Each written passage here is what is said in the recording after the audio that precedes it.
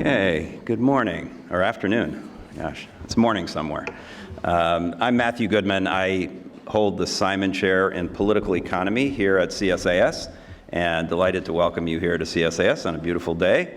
Thank you for coming. Welcome also to our online audience. We have always a good crowd who watch from their desks, and so delighted to have you as well.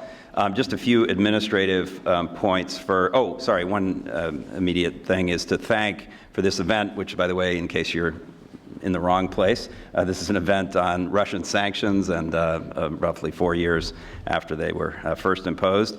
So I want to thank our Conic Foundation, which made this event possible. It's part of a series that we do on in the Simon Chair on economic statecraft, and so we haven't delved into this topic before, so we're delighted to have this opportunity.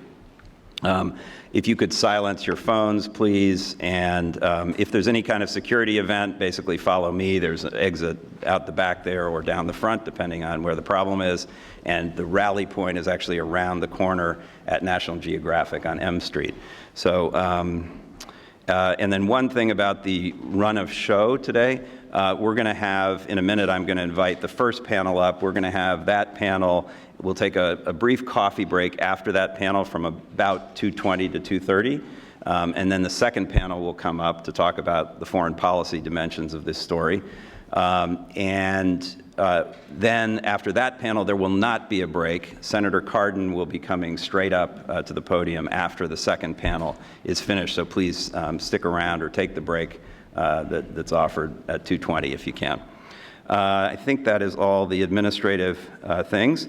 So we're here to celebrate the inauguration of Vladimir Putin to be president of Russia for a fourth term.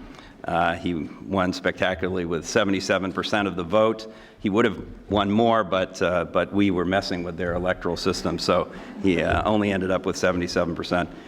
Seriously, this is about sanctions that were first imposed after Russia invaded and annexed Crimea in the Ukraine in March of 2014, starting with diplomatic sanctions. There were some events and negotiations underway that the U.S. and EU had, and those were canceled.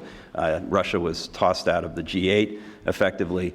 And then following that, over subsequent months and years, additional economic and individual sanctions have been imposed for a variety of reasons, not just now Ukraine, but also because of Russia's activity in North Korea and Syria in our elections. So, or at least that's the backdrop to this story.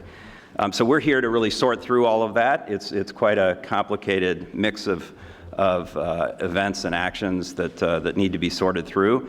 In this panel, we're going to be looking at whether these efforts of these sanctions have had the desired effect in economic terms, whether they've had an impact on the Russian economy and maybe on Russian economic behavior. That would be an interesting part of this panel. And then the second panel will talk about the foreign policy impacts, whether it's actually changed Russia's behavior in the aforementioned places. And then I also want to explore, certainly in our panel, the unintended consequences of these sanctions. Have there been unexpected implications in terms of economic cost or otherwise? So I'm delighted to have such a strong panel to join me, and if I could invite them now to come up on stage, and I'll sit over there, and then I'll introduce them from there. If we could get the podium down, please. Thanks.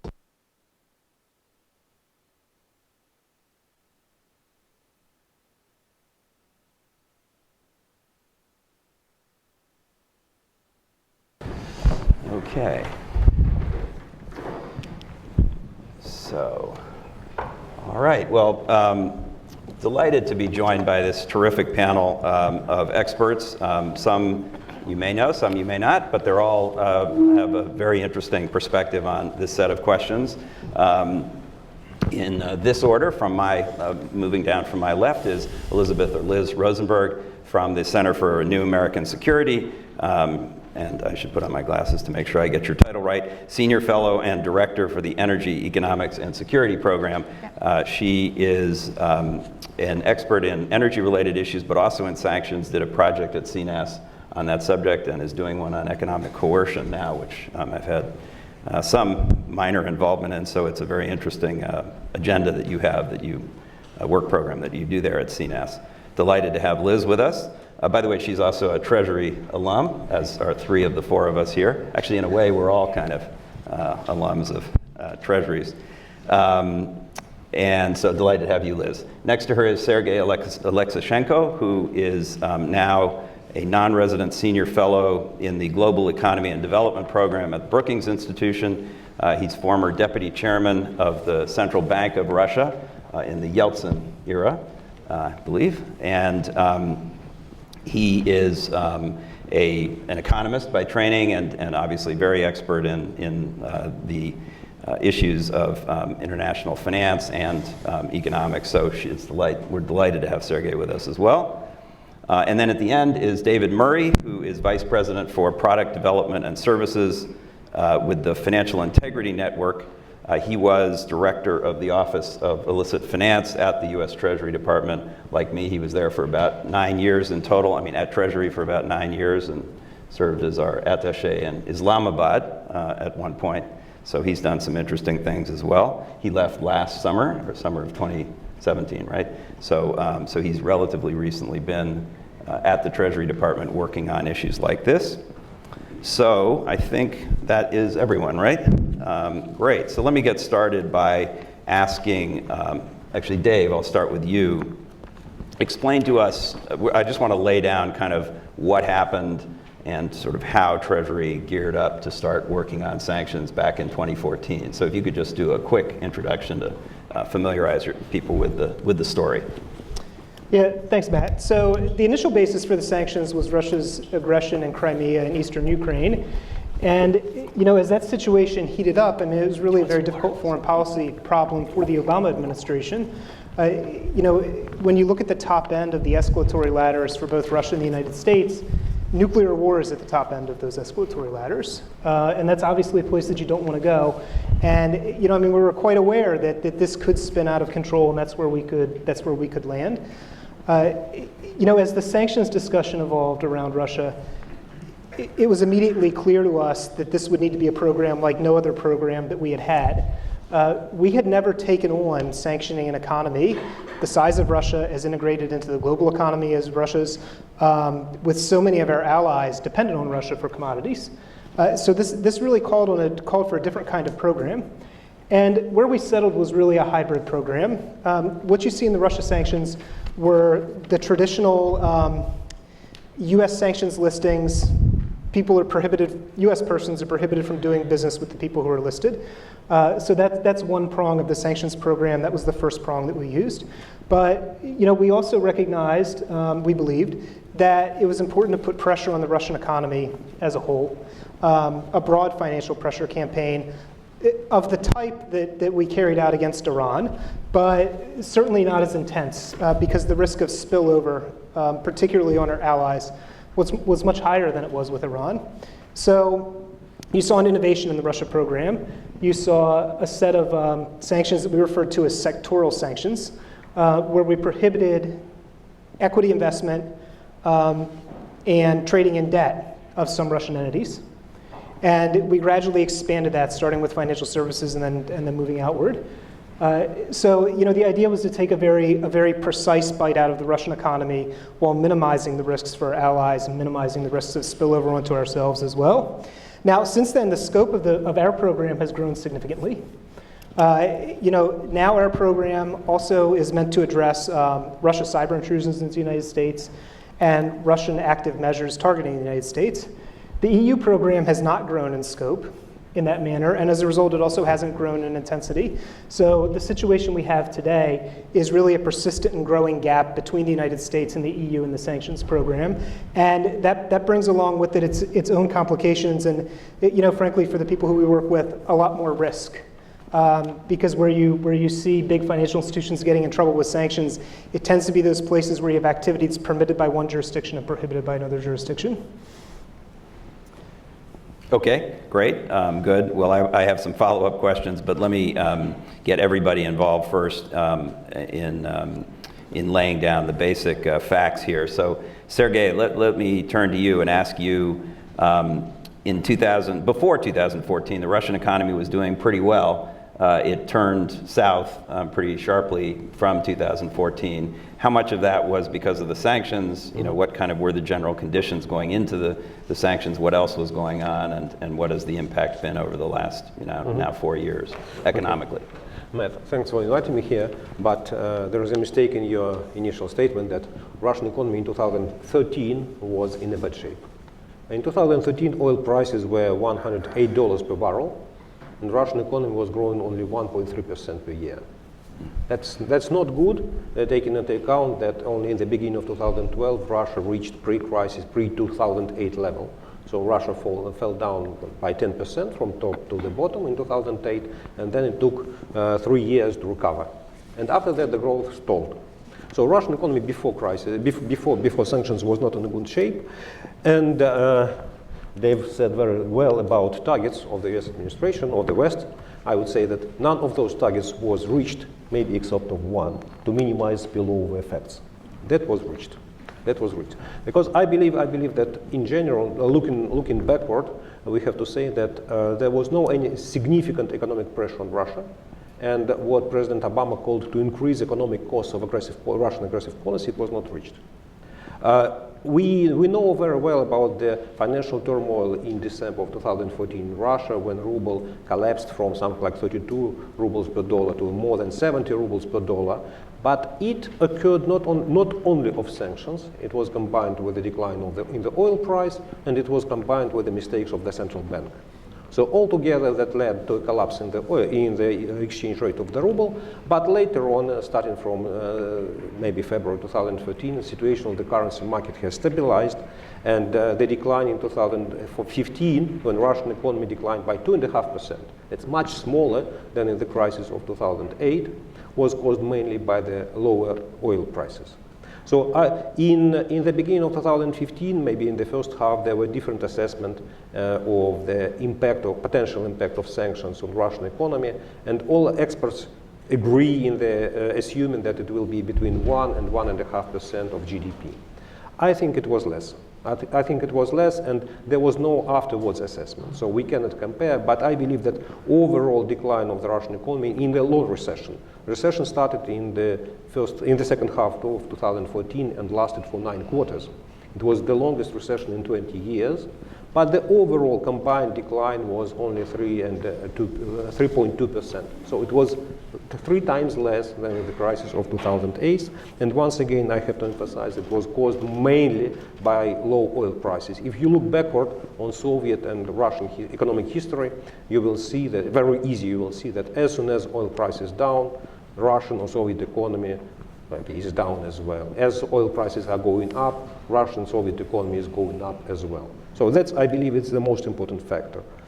We may look on the list of Russian banks and corporations included in the SDN list, special designated lists, and none of them was in troubles in these years. In these 4 years, a special exception will be last sanctions imposed in the beginning of April, but I will talk a little bit later. But in 4 years, none of the companies was in serious troubles, and as for example, in December 2014, Rosneft, the biggest Russian oil company, was in troubles because of its own problems. Central bank helped it immediately. So Russian government, Kremlin, and central bank, they were open to help any bank or corporation, provided virtually unlimited financing. And central bank opened its corresponding accounts within itself to help banks under sanctions to settle in foreign exchange. So sanctions imposed by the West on banks and on corporations, they did not work. They worked a little bit in 2014-15, limiting access to the financial markets for all Russian banks and companies, for the whole Russian economy. But from the beginning of 2016, Western markets became open for everybody except of a dozen of banks and companies in the sanctions list. So the best demonstration of a low effect of sanctions is the increase in Russian production of oil compared to 2013, before sanctions. Russian oil production increased by 5%, and it was stable in 2017, but not because of sanctions, but because of the agreement with OPEC, oil-producing companies. The net capital outflow took place in 2014-15, then 2 years, 16 and 17, capital inflow. So Russian economy is able to borrow, Russian banks and companies are able to place and to sell equity in the financial markets. So I do not believe that there is any significant effect. The most recent sanctions, they were different. They were different, introduced in the beginning of April, the first week of April, and the real harm this was year. This The year, April this year, this year. just a Just month last ago, month. precisely a month ago, and the biggest, in fact, it is one of the two biggest aluminum producers in the world. The Russian company Rusal was included in the sanctions list. It was sanctioned heavily. American persons, individuals, and companies and banks were prohibited to trade with its equity, to trade with its debt, and in 1 month the output of the Rusal is stable, but they are not able to sell anything. The cargo of aluminum in Russia declined by 70%. In fact, they're increasing their stockpiles. The company is increasing stockpiles, and we understand that is not a long-term solution. So you cannot increase your stocks forever. But it may cause, of course, problems for the aluminum industry and for the owner of this company, Russian oligarch Oleg Deripaska. And there was later a statement of the Treasury saying, we may remove sanctions from Rusal if Deripaska will sell its stake in Rusal. But I wonder, was property of Mr. Deripaska a target of sanctions or not? So I do not understand. I don't want to support, to protect Mr. Deripaska. He is a very specific guy, and I understand the interest of the U.S. Treasury and U.S. intelligence community to him. But definitely, it was not any target of the administration to press precisely Mr. Deripaska. So my short conclusion, to make long story short, is that where the West does not want to harm Russian economy. So, and the real economic price of the Russian aggression is close to zero. Okay, excellent. There's a lot to respond to there, and I'll let Dave have a chance in a second. But first, let me bring Liz into the conversation by going back to sort of what Dave referred to the European sanctions being a little bit divergent now from the U.S., but at the beginning, the two sides were more aligned. And what sort of was the process of getting the sanctions going back in 2014? Well, and then if you want to respond on the energy-related parts of what Sergey said, please feel free. Thank you. Well, thank you, Matt, and thank you to CSIS for hosting me in this important conversation. So just to pick up on your question about the EU-US coordination, and to give a little bit more framing context that's harmonious with the laydown that Dave gave about what the authorities include and how they came about. I would just make the point that the coordination that exists between, or perhaps I should say existed, between the United States and the EU in the development of these sanctions authorities and their implementation was really remarkable, a really remarkable piece of foreign policy and policy coordination. And it brought together these authorities in economic sectors that were challenging for many of the people involved. Obviously, there are much greater European economic connectivity with Russia. So to organize the creation and implementation of these legal measures, which was unprecedented in this fashion, in such economically sensitive areas, was like substantively and administratively really notable. Also, the reason that it was done was because there's a belief that to which I subscribe, that there's stronger messaging value and economic consequence, and also it's harder for Russia to divide transatlantic partners when there is this shared approach towards the creation and implementation of these measures. There's a little bit of precedent for this kind of coordination between the United States and Europe. If you've been watching the sanctions space, you will recall that there was a lot of effort to align European, EU, and US sanctions lists with regard to Iranian entities and in other areas as well. And that continues to some degree, but this is just markedly different. So The two differences that existed, I want to point to two in particular that existed then in 2014 and that still exist now that are important. They're really important. The first one is that the European approach to sanctions has always involved a bit of grandfathering in the way that the US sanctions really never have. And certainly not to the same degree, and that existed in this program. So even while authorities were aligned and there was a similar effort to go after creating restrictions on capital market access to those listed entities, Russian entities, both within the US and within EU markets, the grandfathering that existed in the European case also with regard to some public financing, created an opportunity for some European entities to continue in some activities, taking a really liberal interpretation of what continuing means, such that, for example, Eni has been able to continue Black Sea. Italian oil company. Exactly, continue Black Sea drilling operations when US companies and their US overseers have taken a different approach to what pre-existing might mean, or how you can renew sets of contracts and continue them, and even look 50 years out in the future and say, yes, that continuing business allows us to keep going and expanding the scope of a project, for example. So there's a different, some different grandfathering going on in the EU jurisdiction as well. In the EU, the sanctions are set at the central level, but the enforcement and the licensing to create implementation guidance, if you will, exists at the national level, at the member state level. But in the United States, there's a very elaborate, well-resourced, technically superior agency that helps with this implementation. This is the Office of Foreign Assets Control, as well as the tremendous professionals that work around, in coordination with and in support of that agency in the US Treasury and around the US government.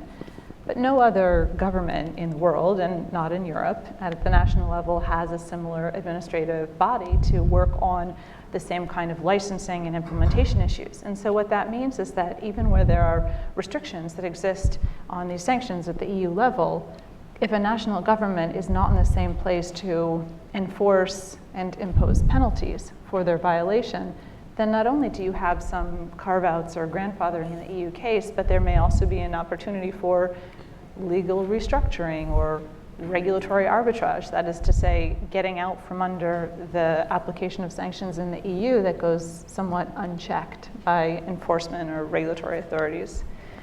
And there's two other things I would just note, but I don't want to go into in detail with regard to the differences, and that is that in the EU, it's significantly easier to challenge a designation in the European Court of Justice than it is in the United States. And furthermore, Brexit, which was not the same factor in 2014 as it has become now, but will have a bearing on what happens with regard to continuity of these restrictions going forward.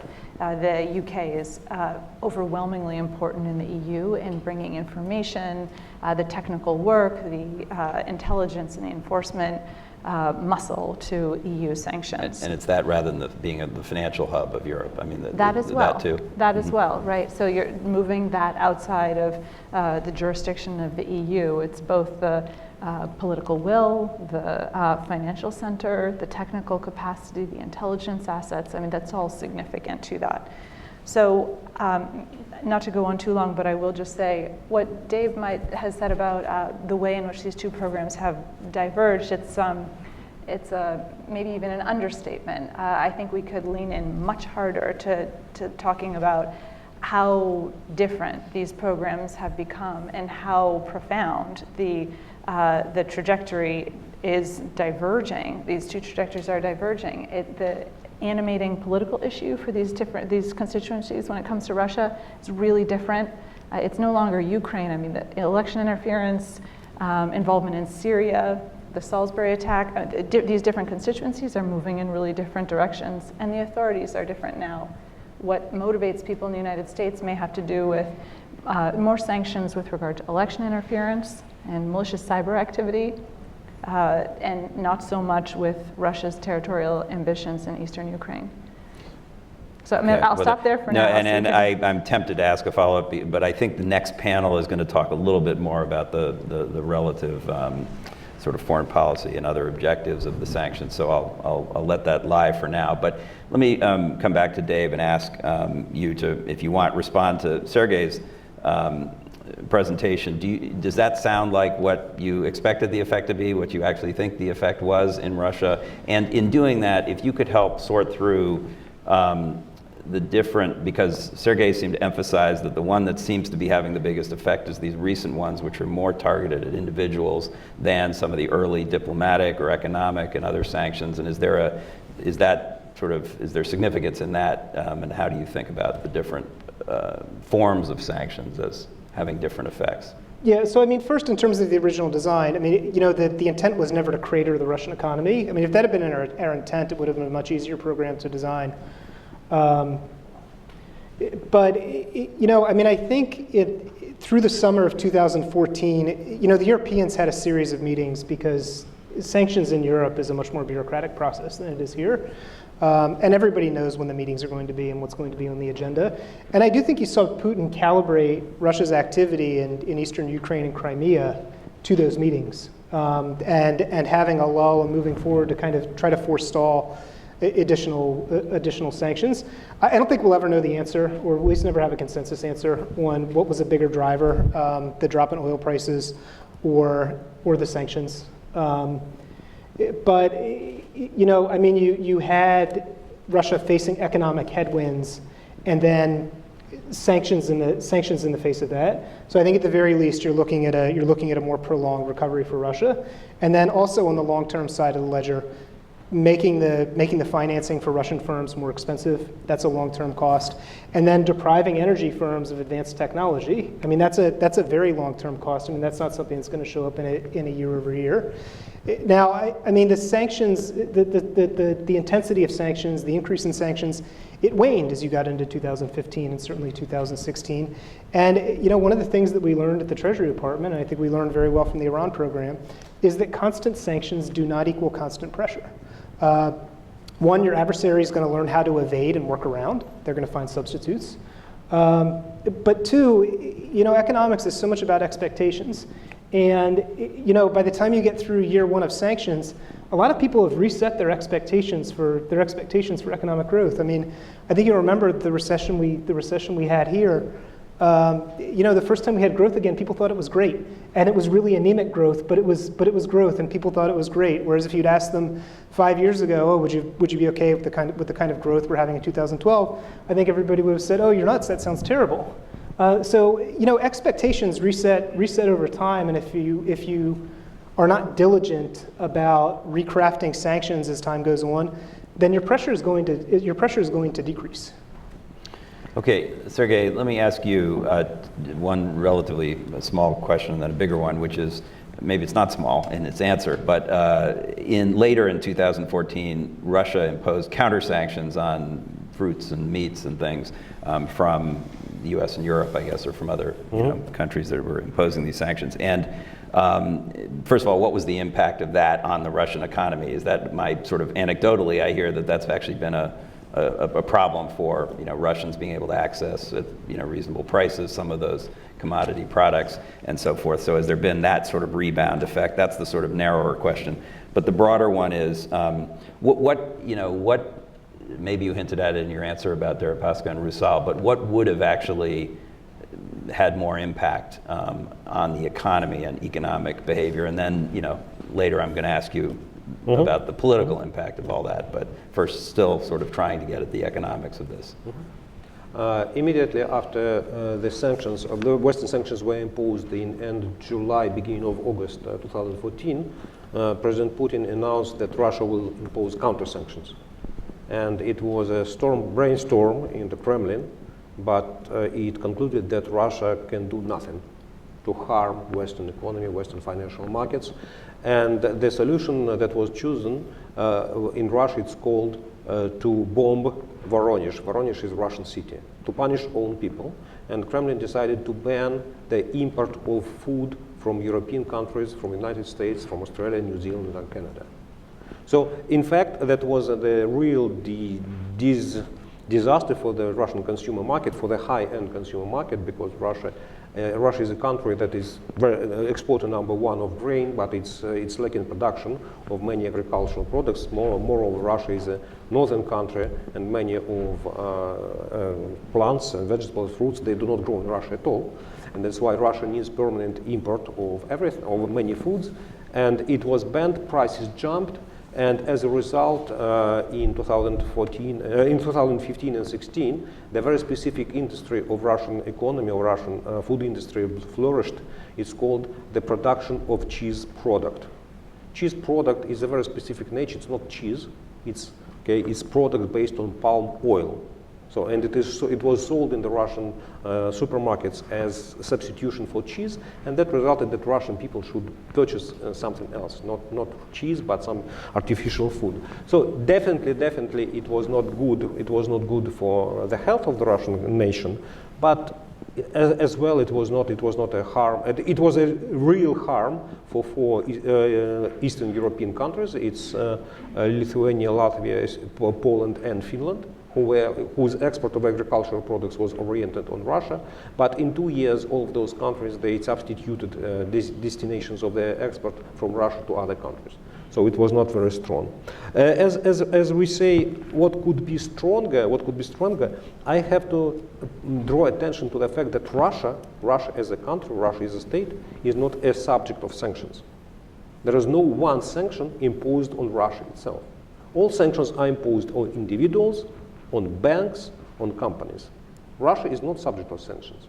So in my mind, what Dave says that financing became more expensive, it's not true. If you look on the financial markets, all interest rates went down, and interest rates for Russian debt went down as well. So for a very short period of time, maybe for 6 quarters, financing was restricted, but not impossible. Nowadays, financing is cheaper than it was in 2014 for Russian banks and companies. I believe that the more systemic pressure on the Russian economy would be resulted if the US and the West will impose ban on trade in Russian domestic debt. Domestic debt? Yes, because it is very important that at the moment foreigners, non-residents, they keep 35% of Russian domestic debt, and in the recent 4 years, the period of sanctions, non-residents has purchased 75% of newly issued domestic debt in rubles. So banning Russia to access Western financial markets, the West allowed Russia to borrow from non-residents in ruble in domestic financial market. So that's the evasion of sanctions effect. Yeah. So, and I believe it would be much more systemic because it would create pressure on the federal budget, it would create pressure on the domestic interest rates, and it would create pressure on the whole economy. It would be pressure on the Russia as general. And there would be no real recourse or alternative for Russia to replace that critical. No, because Russia was not able to borrow. Russia, as Minister of Finance, Federal Minister of Finance, was very restricted in borrowing in the foreign capital markets. In the first half of 2016, it attempted to do it, but Western institutions refused. They did it in the second half of 2016. And because of the volatility of oil price, Russian Minister of Finance is looking more for domestic financing rather than for external one, foreign one. And so, in fact, if you are not able to borrow externally, if you are not able to borrow domestically, what else can you do? Mm-hmm. Yeah, go ahead, Liz, because I was going to ask you next to jump in and respond. Yeah, I want to jump in and talk a little bit about the energy sector and how it responded to sanctions. And it's one proxy example, if you will, to respond to the point that you are making, actually to push back, I think, when it comes to whether or not these measures had an effect on the Russian economy. There's certainly a very strong narrative, and you've given a number of proof points, if you will, empirical points, to suggest that, in fact, it didn't have an overwhelming or profound economic effect. But actually, I want to try and make the case that it did have a very significant effect in a couple of respects when it comes to, I'll use the energy industry as a case. So the 2014 measures, the sanctions that aimed at the energy industry in a couple of respects. First, the financial piece of this, if you will, restricting access to the ability to raise capital in the European and US market. And then also, so that was designed to have a nearer term impact because understanding that a number of these big firms had debt that needed a sizable debt load that needed reservicing, probably in those markets, or that was plan A in such markets within the near future. So towards early on, within the first year of the sanctions. And secondly, the measures, as have already been described, aiming at what we might call sort of horizon energy technologies, which is to say the ones that will unlock difficult to access hydrocarbon reserves in deep water, offshore, or what's called shale, which refers to a particular kind of low porosity, hard to access rock. And that is not, in some places like the United States, there's an awful lot of that going on right now. The rest of the world, it's much more nascent. And so that's definitely is meant to have a medium to longer term effect and not immediate. And indeed, there has been more limited effect there, pretty minor. But the point I want to make is it doesn't mean that it doesn't have an effect, or it doesn't have a significant shaping effect for the industry, even while, if you look at some of the indicators for the industry, they're very strong. So Russia has expanded production in oil and hydrocarbons over the last several years at a time when, during the oil price collapse, few others in the world were interested in making the kind of investments Russia has. It's very strong, and it has taken an even stronger, formidable role in energy geopolitics globally and partnering with OPEC, et cetera. So on the face of it, it looks like sanctions didn't rattle them whatsoever. There's ample support from the central government to help those major Russian companies, Rosneft first and foremost among them, with an external debt load to manage through servicing the debt without getting stuck. And some people tell a positive story that, in fact, one thing that these restrictions did was very helpfully encouraged a number of major Russian energy companies to pull back from speculative, expensive projects that weren't doing any good on their balance sheet to focus on more core areas where there's core competency and cheaper and easier to access hydrocarbons. So that story is that, in fact, it didn't hurt them. But there's been, if you look a little longer and think about whether Russia will be able to keep up with this massive production expansion, there are a number of true Russian energy industry experts, Tatiana Metrova among them, who I believe CSIS hosted last week, who have pointed out that the focus on indigenous technology or capacity in an array of sectors, not just in agriculture, right, as a kind of response, a nationalistic and politically necessary response to these sanctions, may be okay now, but Russian companies, energy service firms, don't have the technology assets. They are developing them, but they don't have the necessary assets to be able to keep up with the harder and harder to unlock energy reservoirs that Russia will need to tap to sustain this production capacity and production expansion.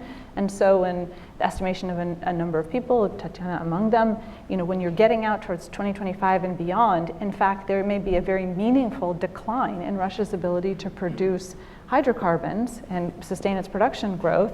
And for this resource economy, that's an important, though not immediate, indicator of economic strength. So, and one other thing I will just say is that the CEO of Total, who has partnered with Novatek in the Yamal LNG project, which has managed through these sanctions by turning to there's another Chinese company that's also part of this consortium, but for Chinese financing. And I just brought a little quote along with me. He was saying they're forced to find financing in China. Quote, project financing on Yamal was quite difficult, even to educate the Chinese banking system about what project finance means, how you structure it. But at the end of the day, we discovered it is possible to finance a project without using dollars. So there is success, but there's some cost, and not merely literally, but also in a number of other respects as well, to having to turn to an entirely different market for the kind of mega project financing that's necessary if Russia wants to continue with that kind of major joint venture in its hydrocarbon production. Okay, there's a lot there. Yes, Sergey, I'm going to let you rebut. Liz, it would be great if US Treasury would be so consistent in its policy targeting sanctions that will affect Russian economy after 2025. Look, it's not a policy. If you say production of oil may decline after 2025, means sanctions do not harm economy today. That's it. It's so simple. Nobody knows what happens later. Yeah? Maybe Putin will not be a president. So you're saying that's too speculative, it's too Yes, far of out course. to know whether Yes, the of course. sanctions are the Yes, reason of course, that because those things could I read the same experts, I read the same Russian energy experts, and 10 years ago they were predicting that production of oil will decline in Russia starting from 2015. Then they start, okay, not 2015, but 2020. Now there is 2025, and because of sanctions. Guys, nobody knows. You cannot predict it. You can predict. Today, all Western major companies, they help to increase productivity of the current old oil fields. And all increase in oil production is due to old oil fields, but not to new developments. They do it in Western Siberia. Go ahead. It's actually a lot of greenfield energy production in the last couple of years, which is sustained, not brownfield oil production. But in Eastern Siberia, the productivity is not as big, and the oil fields are not as big as to replace Western Siberia. It's a hot topic. Okay, and we're going to need stop another it. panel on just this, or another event just on this aspect, which is fascinating.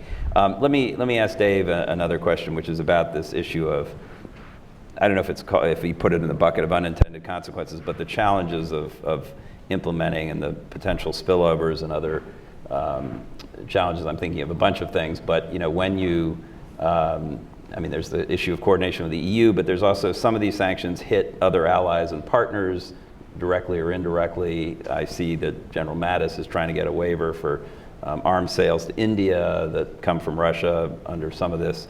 And so that sort of evokes this problem of again, maybe not unknown, but not really not intended consequences of the sanctions.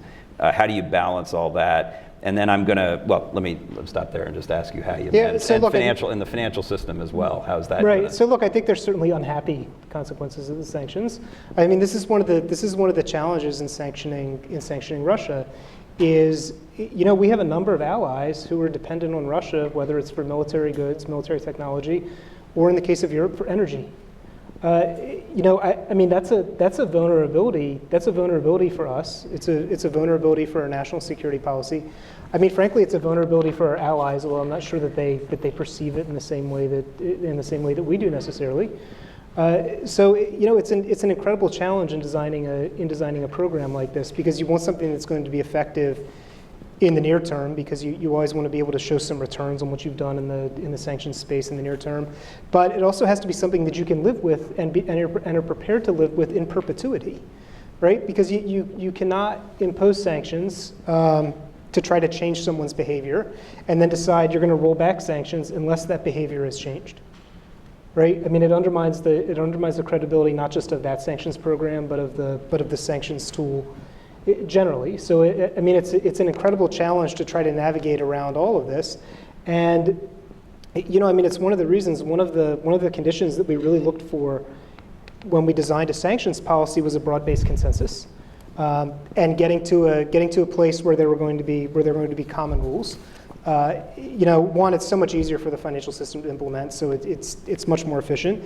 Two, you avoid conflicts like this where you have an ally who's very dependent and has a hard time giving up the thing that you're going to sanction. So now you have a conflict with the ally. So in addition to economic costs, you're also going to have some diplomatic costs that you're going to incur. And three, I mean, it prevents opportunities for backfill and gives you a better chance of success. So, again, I want to follow up with you, and you can answer this question too, but let me ask Liz this question first. So another unintended consequences is longer term, and Dave alluded to it earlier, which is that people find workarounds, and that includes even some longer term issues about the payment systems, about setting up their own commodity exchanges or financial systems more broadly, maybe setting up their own credit rating companies and various other parts of the story that are ultimately affected by or initially affected by our sanctions. And in fact, the current issue of The Economist actually has a piece about the Rusal and ZTE sanctions on the Chinese telecom company ZTE, saying they've been very effective and very powerful in one sense.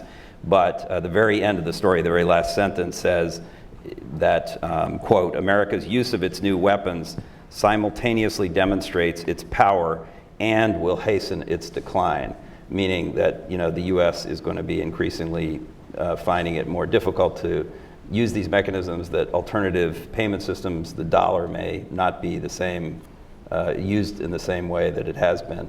Those sort of bigger picture, longer term implications, are those things we should worry about, and how do you balance those against the immediate need to deal with the bad behavior? I think answering this question is one of maybe the first bullet I see in my job description.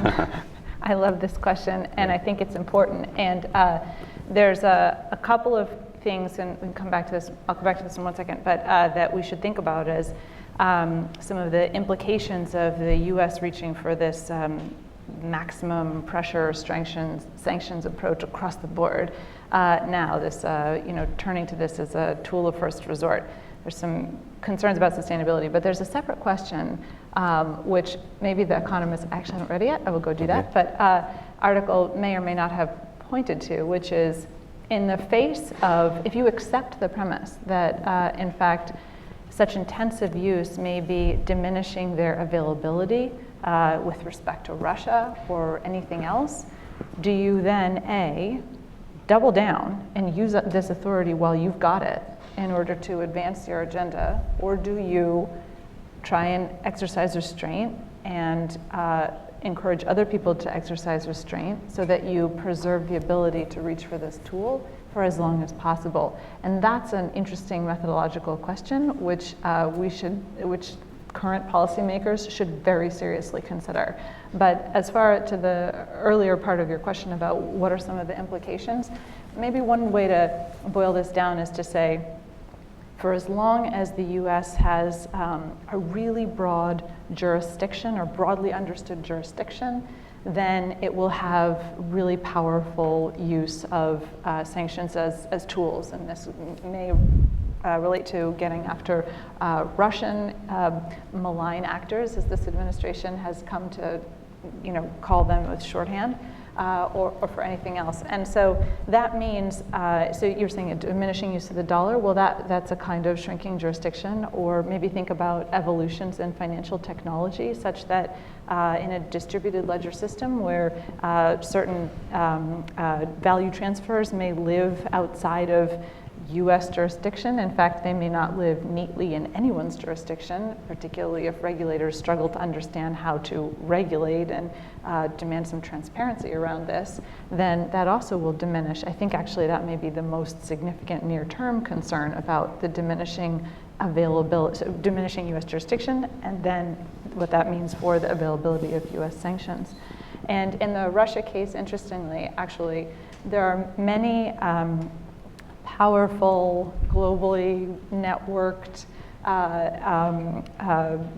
individuals close to the Kremlin or not that we've taken now to just referring to as oligarchs, which may not be fair to the organization of the Russian political elite. But one interesting takeaway that I've had from watching this progression of Russia sanctions, including these most recent April ones, is that I was sort of expecting that this elite class of political and economic actors would have shielded themselves more from the reach of US sanctions than they apparently did, which is one of the reasons why the April measures went over like a load of bricks and in fact had an enormous effect. I think probably more than the US Treasury anticipated, but there was just to use vernacular here, just an utter freak out about the aluminum sector and Rusal in particular that was global. And people in Hong Kong, where the company is listed, and all over the world, were suddenly electrified by the effect of these things, and then a sincere, growing fear about where they could then go next. And I was expecting that there might have been, this cadre of very well lawyered economic and political elites would have shielded their exposure and assets more. Interesting. So I want to get the audience here in a second, and I'm going to ask Sergey the last question that I'll ask that will hopefully segue into the next session. But before I do that, let me ask the two of you, having worked at Treasury on these issues, I'm interested, and you've all both alluded to it in passing in one way or another, but I'm just interested in the process of how this is done, and to what extent Treasury kind of makes these decisions on its own, to what extent is it working with state and other agencies who may have different perspectives. And I mean, I know generally about something about interagency coordination, but on this set of issues, how easy or difficult is it to get alignment, or is it really an issue? Either one of you. Do you want to start? Well, why don't you start? It's different from administration to administration, and this administration appears to be different from the last three, which all were real sanctions cheerleaders. And at the process level, at the interagency, so this is just my outside observation because Dave worked in and under this administration. Right. I did not, so we should hear from him on this. But it does seem as though the amount of interagency coordination is a bit slimmer, and the Treasury Department is acting, does appear to be quite empowered to act independently. But one thing that may mean is that in the absence of a stronger interagency process, it may have been, this may be uncharitable, but I will just come out and say it nevertheless. Perhaps the Commerce Department might have gotten ahead of some of the economic fallout from the April designations if there had been better interagency coordination. It does not look that way from the outside. So that's a challenge. And also, given that there's very limited and non-institutionalized feedback systems for pre-announcement consultation with the private sector on sanctions and what's going to happen, who's going to get affected, what's it going to do to the market, can we live with this, how would we adapt it? If the interagency process isn't working very well, and given that it's already somewhat informal and quite limited amount of field testing that you can do beforehand, it means that it'll be a lot more turbulent in the rest of this administration. And just picking up first to let you answer, Dave, but just on that point about the private sector interaction, I mean, Treasury has a sort of natural constituency in the financial sector, but not kind of in the broader business sector. And so how do you, because I wanted to ask a whole range of questions about the private sector implications of all this, but to what extent do you interact with the private sector or through other agencies in trying to mediate those views? Right, I mean, you're certainly right that Treasury's natural constituency is the financial sector. But I mean, there are other agencies around the table, and the State Department's having a lot of those conversations with U.S. businesses, because I mean, it's their job to know what kind of footprint U.S. businesses have around the world. The Commerce Department's certainly having those conversations with U.S. businesses, and the Defense Department also tends to have a good sense of these things, because it has a worldwide procurement network. So all of those agencies provide valuable input. I mean, I'll agree with Liz. I do think it appears that the Treasury Department has had a freer hand in sanctions policy than it has in past administrations. The April 6th designation package was a significant escalation. I mean, both if you just look at the targets who were hit, but you also look at the way the tools were used. I led off and talked about the debt and equity restrictions that Treasury had initially done under the sectoral sanctions authority. That was all it had done. It restricted borrowing and it restricted sales of equity, or more precisely purchases of equity by U.S. persons. And then it had restricted technology to the energy sector. In this last round of sanctions, it used that same authority to prohibit any kind of transaction with the people who it named, and then anything, of course, that they owned, which is how we ended up with Rusal. So, you know, it does look like they've had a freer hand. I mean, that coordination is very important. You know, I mean, the more you know, and really, I mean, you should be able to predict before you move with a reasonable degree of certainty what the impact of your action is going to be. Yeah. Okay. Again, much more to talk about there, but let me ask Sergey last a bigger question about sort of the political economy of this in Russia. So, Putin was re-inaugurated today, but over the weekend there were protests across Russia, and 1,000 people or something arrested. It seems as though there is some unhappiness in Russia with Putin, and my question is, to what extent is that a result of economic factors versus other factors, and within the economics, to what extent are sanctions a part of that, or on the contrary, are sanctions helpful to him because he's able to say, you know, I'm pushing back against these outsiders who are trying to bring us down. Okay, it's a completely different topic, Matt, Yeah. to discuss the Russian domestic political situation, but I would not overestimate recent protests of this weekend in Russia, though they happened at the same day in virtually 100 cities of Russia. But dominantly the participants of those protests were youngsters, people from, let's say, 15 maybe to 25.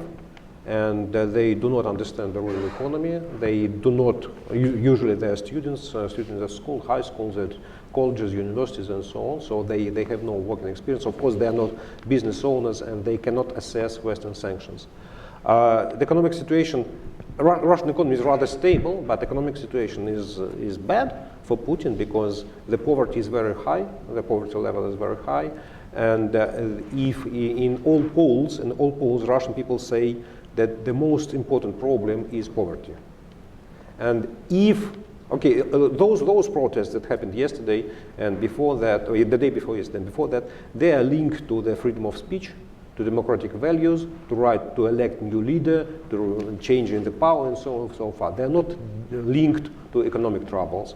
While the poverty as economic problem, it is a problem for a bulk of elder people. In fact, it's the half of Russia. They have no savings. They don't know how a dollar looks like. They do not purchase imported goods, and they are not hit by sanctions. They are normally, usually they are financed by budget, either via pensions or they work in the budgetary sector. And they do not depend on the economy, and they believe that Putin, as a president, as a czar, protects them. So I would say that all in all, that I do not anticipate any significant protest because of economic situations in the short run. What we see is not linked to the economy, while in the medium run, what happened, Putin was able to consolidate his public support, saying, you see, sanctions is the hybrid war of the West against Russia. And that's why help me to protect our motherland. So if we talk about the effect of sanctions on domestic policy, it's quite opposite. It helps Putin to consolidate because pressure of sanctions is weak and people do not feel it, economy does not suffer, while Putin can use it in his propaganda. Okay, well, we've laid out a nice smorgasbord, or whatever the Russian equivalent of a smorgasbord is. I'm sure there is such a thing, with a few little treats on it, and you now get to choose what you pick. So please, if you have a question, please raise your hand and then wait for the microphone. And if you would identify yourself, there's a gentleman in the front row who has a question, and then the lady over there. So.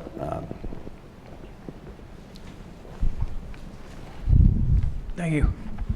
I'm Mike Eckel from Radio Free Europe. A question for Sergey.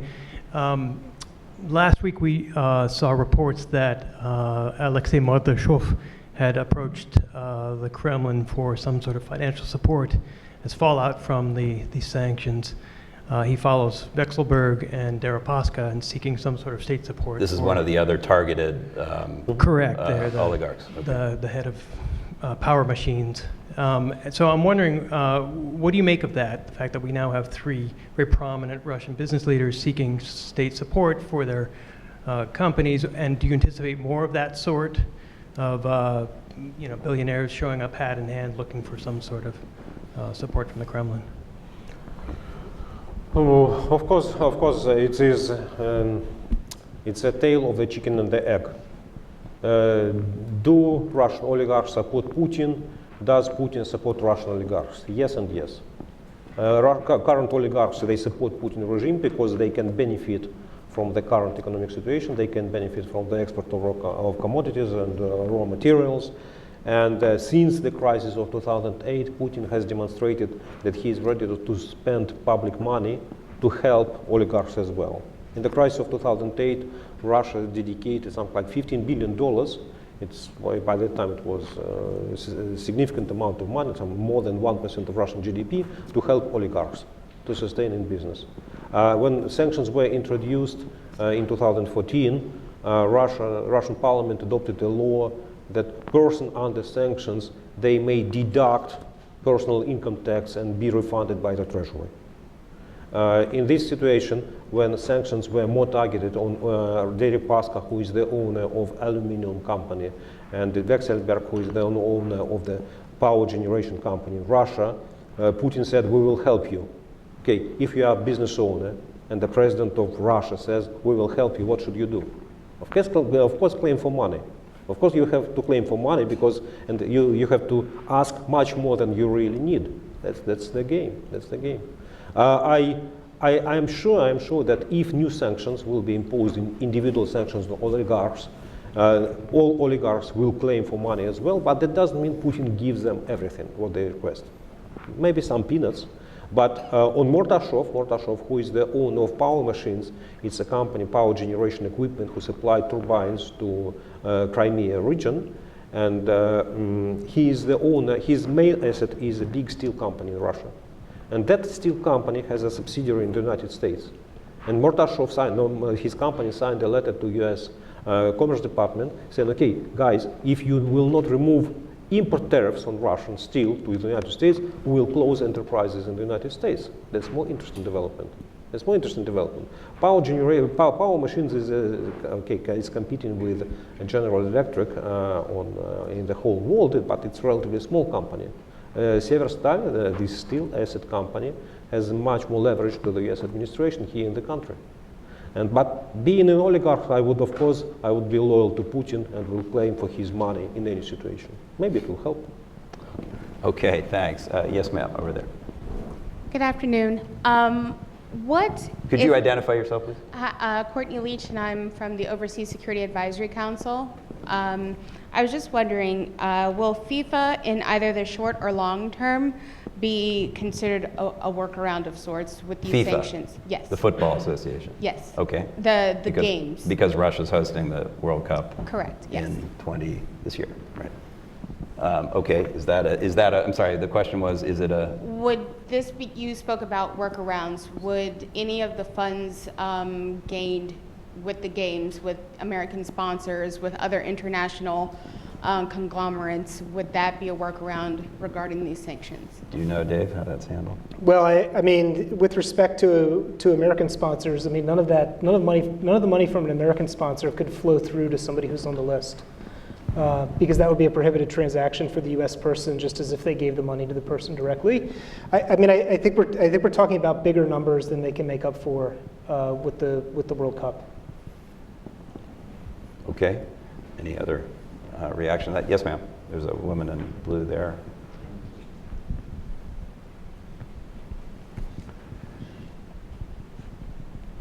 Thanks very much. I'm Barry Krantz with Itochu International.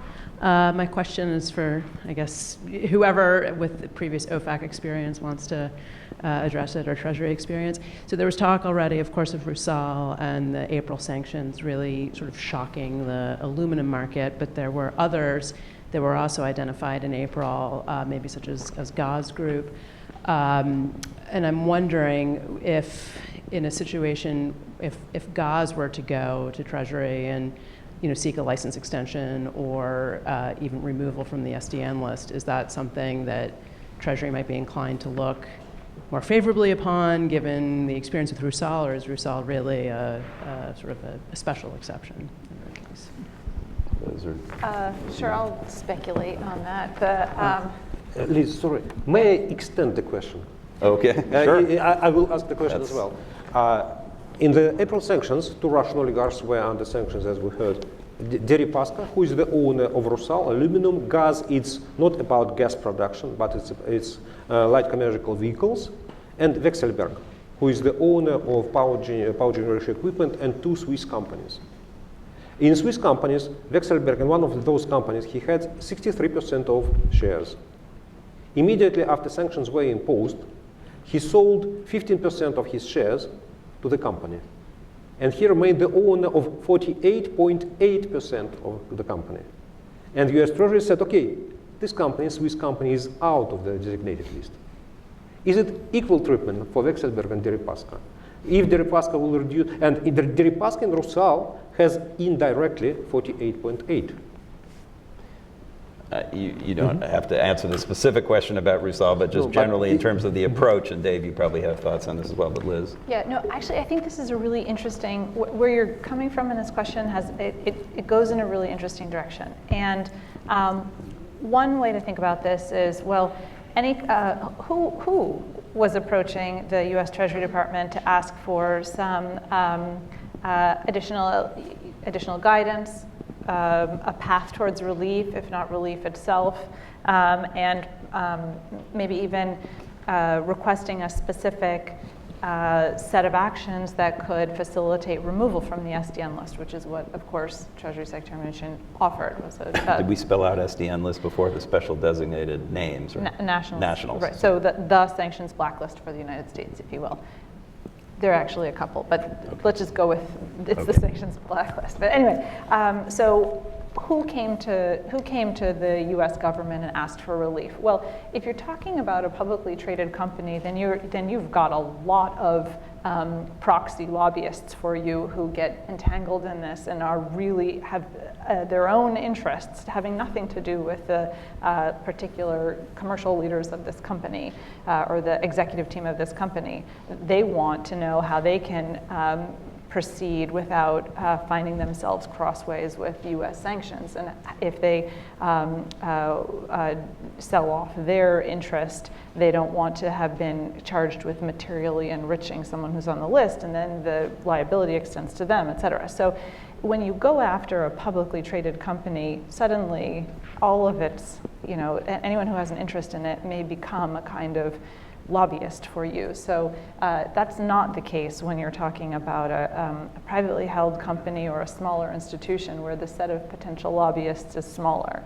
So it's not necessarily the case that everyone who makes it onto the list is going to have that many people, particularly in Europe, who have close connections to European political leaders who are simultaneously having many extensive, difficult conversations with US leaders about their concerns over tariffs in particular, their hand-wringing and concerns about nuclear non-proliferation and the Iran deal, and the way in which the new Russia sanctions also wind up squeezing them in uncomfortable ways. So when those factors come together, you have a different kind of lobbying campaign than for a different entity.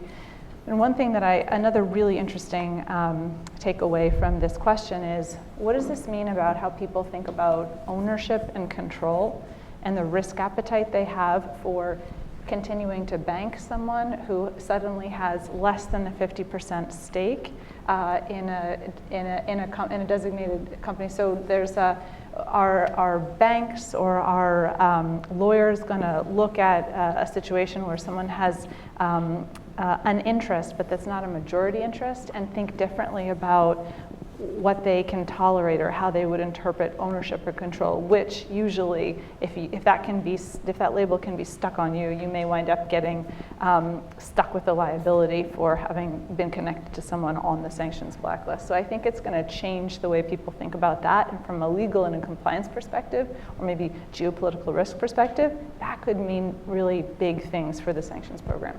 Dave, do you have anything to add? Yeah, I think in terms of licensing, the Rusal license wasn't done for the benefit of Rusal. I mean, there will be benefits for Rusal in having that license out there. I mean, that license was done for the benefit of bona fide third parties who had outstanding orders from Rusal or had planned to get supplies from Rusal, and the U.S. government wanted to give them a bigger window to line up a new supply. I mean, with respect to delisting, I think that the same deal that's on the table for Rusal would also be on the table for gas, which is if the designated person divests from the business, gets below 50%, in a manner that's acceptable to OFAC, for example, it's an arm's length transaction, they're not immediately going to get the benefit of the sale of their shares. I think that would also be a path forward for delisting for gas. Okay. All right. Other questions? Thought I saw a hand, but everybody's shy, or we answered everything. I can't believe that.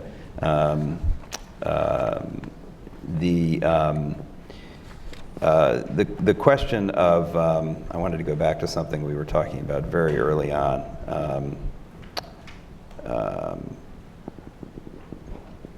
But now I can't remember what it was. Did you, Liz, have a chance to answer this question about the impact on allies and partners of the sanctions and how you sort of mediate that? I think I'd be interested in a little more elaboration of that, because that does seem to be a major sticking point in actually being able to effectively carry out sanctions. No, it absolutely is, with respect to the Russia sanctions and other ones too. So, and we're headed into a really a challenging, new, unprecedented period, I would venture, when it comes to brand new conflict of law problems. So one of you mentioned this before. So when you have a company that gets saddled with these sanctions and that exists legally in the United States and elsewhere, and they're not exactly sure how to proceed, and maybe if they're big enough and powerful enough, they can send their own representatives to talk to the United States government, or they're the third parties who may go and have a benefit for the designated entity. And that can work if, and maybe they'll get some relief, if the US government decides to view that as in its interest to give that relief. Usually the OFAC and the US government have said, we're only here for U.S. legal persons and natural persons, so we're actually only going to help you and give you guidance if you're incorporated in the United States, or you're a U.S. citizen, or you fit the definition of a U.S. person. And if you're some German or South Korean company, and then we're busy. Watch the website. Good luck, and be careful. Which has the effect of scaring people and making it really confusing. So, but we're headed. So hopefully, this Treasury Department and this administration will decide to see it in its interest to offer advice and legal guidance and clarity to some of these non-U.S. persons, because there's a lot of these problems where companies get stuck between U.S. law or EU law, and they don't know exactly how to proceed. And I think we'll see a lot more of that when it comes to Russia, because looking forward, I do think this administration, we weren't sure at first whether it was going to wind back Russia's sanctions or turn them up. Turns out they've made a hard commit to expelling diplomats and laying on new sanctions. And looking forward past the midterms, I do think that if one of the houses of the U.S. Congress flips, there will be a much more, an accelerated interest, which is already pretty strong, to adopt more Russia sanctions. One, because many legislators think that that's good policy. Two, because they want to course correct or add their 2 cents onto what the administration is doing. And three, because they're going to want to make the administration and the president in particular bear the political costs of not being serious enough on Russia and through foreign policy, which will mean that this problem between the United States and its allies as it comes to conflict of law problems and sanctions gets much worse, because that German or that South Korean company can't go to the US Congress and say, what exactly did you mean? And how are you going to interpret enforcement for this? Right. Well, we may hear from Senator Cardin later, some hint of this. So we'll see. We didn't wind him up to do that, but he may choose to do that. Unless anybody else has a question, I'm going to ask one more question of Sergey and then let you take your coffee break. Okay, there is a lady in the back, but before you ask your question, or while the mic's going there, I want to ask you about Alexei Kudrin, who it's rumored may be coming back in some senior economic role. He's a former finance minister. He seems to have an unusual, both close relationship with Putin, but also to be respected outside, and there's a view that he might be somehow trying to reach, he may be brought in to try to reach out and try and resolve some of these issues. Is that your understanding? I presume you know Cardin or worked with him. Yes, ma'am, in the back. Yes, good afternoon. My question is about the International Monetary Fund, the IMF, of which Russia is a member, the US is a member, and all of the 180 some countries. What is the official position of the IMF on sanctions imposed by one powerful member on another? Oh, that's a good question. Maybe Sergey, or does anybody know the answer to that question? What the IMF's position is? Maybe I can ask. As I know, there is no any official position of the IMF on sanctions, and financial services normally it's finally, you see, it's a ban of the U.S. administration for U.S. entities and companies. So it's not violation of WTO, or WTO agreement. So it's not violation of any international agreement, because the country imposing sanctions prohibits something doing for its own citizens and entities. So you cannot, you may say, okay, it's a violation of the free capital flows, but I wonder, can the board of directors of IMF to blame the US Treasury, saying, okay, you are violating something? Whether they can or not, it seems unlikely that they're going to. But okay, do you have any views on Cardin, quickly? On Cardin, in today's Russia, you may either be a member of Putin's team and follow his narratives, or to be out of Putin's team and to be independent person. Cardin decides to be in Putin's team. That means he will follow his narratives. First, we are in the war with the United States. It is not Russia, but it is West who imposed sanctions. We have not invaded Ukraine, and we have not violated any foreign agreements. And if the West wants to remove sanctions, please do it. We have to adjust ourselves to the sanctions. Sanctions is an environment. Mr. Cardin, do not touch foreign policy. Mr. Cardin, do not touch rule of law. Mr. Cardin, do not touch political competition. Mr. Cardin, please do not touch freedom of speech. You may do whatever you want, technocratic economic reform. And if you are lucky, you may reach some results. That's terms that Cardin has accepted, if he will join administration. Okay, let me just, but is it okay, I get that, but on just the economic stuff, is he going to do something useful and helpful to, because he seems to have some interesting ideas about reform and... Matt, imagine you have a car with a broken engine, but as well you have a broken glass. Repairing glass will help you? Yes, of course, but not a lot. So Cardin will repair glasses and windshields and maybe something else, but not engine. Okay, that's a good metaphor to end with. We are going to take a break here for literally 10 minutes and 32 seconds, I think. 2:30, you need to be back here. And in the meantime, if you could join me in thanking this wonderful panel, and there's a lot more to cover, but I really appreciate it. Thank you, guys. We need to have you back. Thanks. That was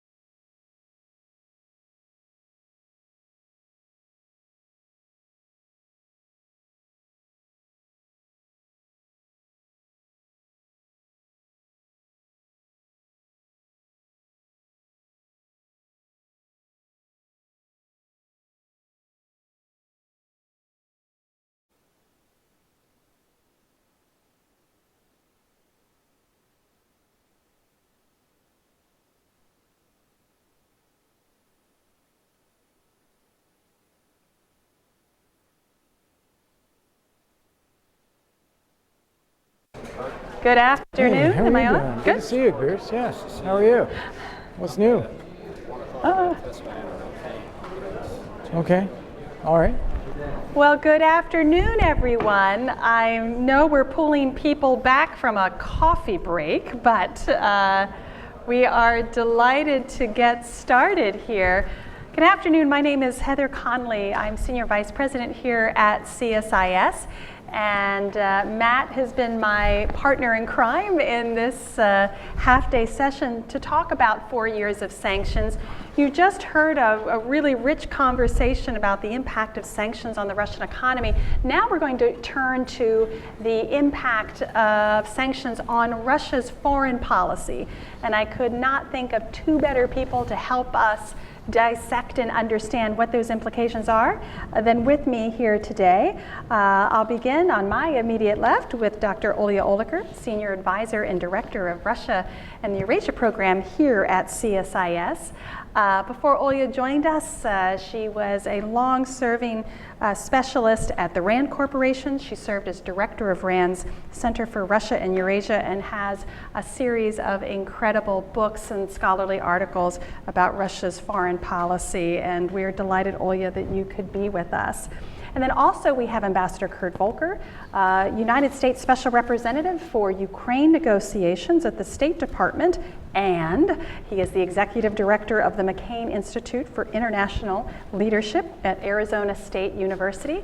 Many know Kurt for his long service as a distinguished foreign service officer, spanning from U.S. Ambassador to NATO, to a member of the National Security Council, and Principal Deputy Assistant Secretary in the European Bureau. We are delighted that both of you could join us, and so I thought we would just jump on in with some questions. So, sort of the penultimate of the panel discussion: 4 years of sanctions. So, Kurt, let me begin with you. What has been the impact on Russian foreign policy? And I'd like you to dive a little deeper into that from your perspective as a negotiator for the Ukraine issues, the Minsk Agreement. Have you seen any impact that sanctions have had on Russian foreign policy behavior vis-a-vis Ukraine? Yes and no. Okay. So if you are looking for, well, did Russia change its mind and decide to withdraw from Ukraine and give Crimea back? No, obviously. So it didn't have that kind of dramatic impact. On the other hand, I think it has a significant impact in the day-to-day way in which Russia deals with the rest of the world. And I particularly point out the European Union, but more broadly as well. And let me give you this example. We all are familiar with the Salisbury nerve gas or nerve agent attack in the UK. The Skripal attack, right. Yeah. And what happened there, as I look at it, is that Putin did this shortly before his re-election in order to send a signal. And I would argue it was a signal largely aimed at people in Russia. That, yes, I am now officially entering my 4th term, and therefore not eligible to run for president again anymore, but don't count me out. I am still in charge. I am still willing to do whatever it takes for Russia, and if you cross me, I can find you. Now, that's a tough message from Putin, but why did he have to do that? Why was such a message like that necessary to send? And it's because I think inside the Putin system, there is some grumbling and some fraying. This is not great. We are missing out on business opportunities. We're missing out on travel. Our assets are at risk. We don't see our families. It puts pressure on the system. When you look at the amount of energy Russia invests in trying to divide the European Union, whether it's through Nord Stream 2 or for picking off individual EU countries that might be interested in reviving a business relationship with Russia, put a lot of effort into this. Why do they put effort into that? Because they want to be able to divide Europe as a strategic objective, and they want to be able to resume some of those business relationships with individual countries. So while it has not caused a full-scale Russian withdrawal from Ukraine, for example, it has a day-to-day impact, and you can see that the Russians know it and that others know it. So I would argue that it is an important tool, one that actually should be increasingly added to, because if it's static, people can get used to it as well. If they think it's going to be lifted, then you just wait it out. If you're demonstrating that you're adding a little bit and a little bit and you're prepared to keep going and keep everyone together, it presents a clear, united message of a broader community dealing with Russia. And I think that unity is incredibly important. And it also sends a signal that it's not going to get better. It's going to get worse. And that's the most important thing you can do to try to build the basis of change over time. Olga, what do you believe the impact has been over the last 4 years on Russian foreign policy? Since 2014, Russia has intervened militarily in Syria. We continue to see domestic interference in France, in Montenegro, and others. What's been the impact? Right. So I think it's important to unpack the different sanctions and their impact. Crimea sanctions on the annexation of Crimea were pretty demonstrative, right? They didn't have a lot of impact. They weren't intended to have a lot of impact. The sanctions imposed over Russia's military involvement, invasion in Eastern Ukraine, the ones that are linked to Minsk implementation, I think those did and do have an impact. Those are the ones that sent the signal of unity. They surprised the Russians. The Russians were surprised both by the strength of the sanctions and by the fact that the Europeans and the Americans were in lockstep and have stayed in lockstep on them. And I think they sent a real signal that the international community is not going to accept this. And they also, importantly, are sanctions that have a very clear exit path, right? You change this policy, you implement Minsk, they go away. So I think that's an important thing to kind of break off. The sanctions that were imposed on interference, now it didn't stop the Russians doing other foreign policy activities, right? And I think this is an important for kind of the next piece of this, because we've now got sanctions that are linked to interference, and we have a newest set of sanctions which are linked to basically Russia being Russia. It's Syria, it's still Ukraine, it's more interference, it's Skripal, it's everything, and there are sanctions that are imposed on Russian government officials, on individual Russians, on Russian firms. And I think this feeds a perception in Russia that sanctions are forever, because there isn't an exit path. And it makes them not believe that the Minsk sanctions are going to be lifted if Minsk is fulfilled. And I think we're in an interesting game here. And this is why just kind of keeping the pressure on by escalation, I'm not sure in and of itself is a smart move unless you do make it very clear that there are ways out, and that the ways out don't involve Russia ceasing to be Russia. I think that's a tremendous challenge, because I think where Russia approaches this is, okay, they're going to keep up the pressure, we're going to counter with more pressure. There's no way out of this, so why would we look for mechanisms of rapprochement?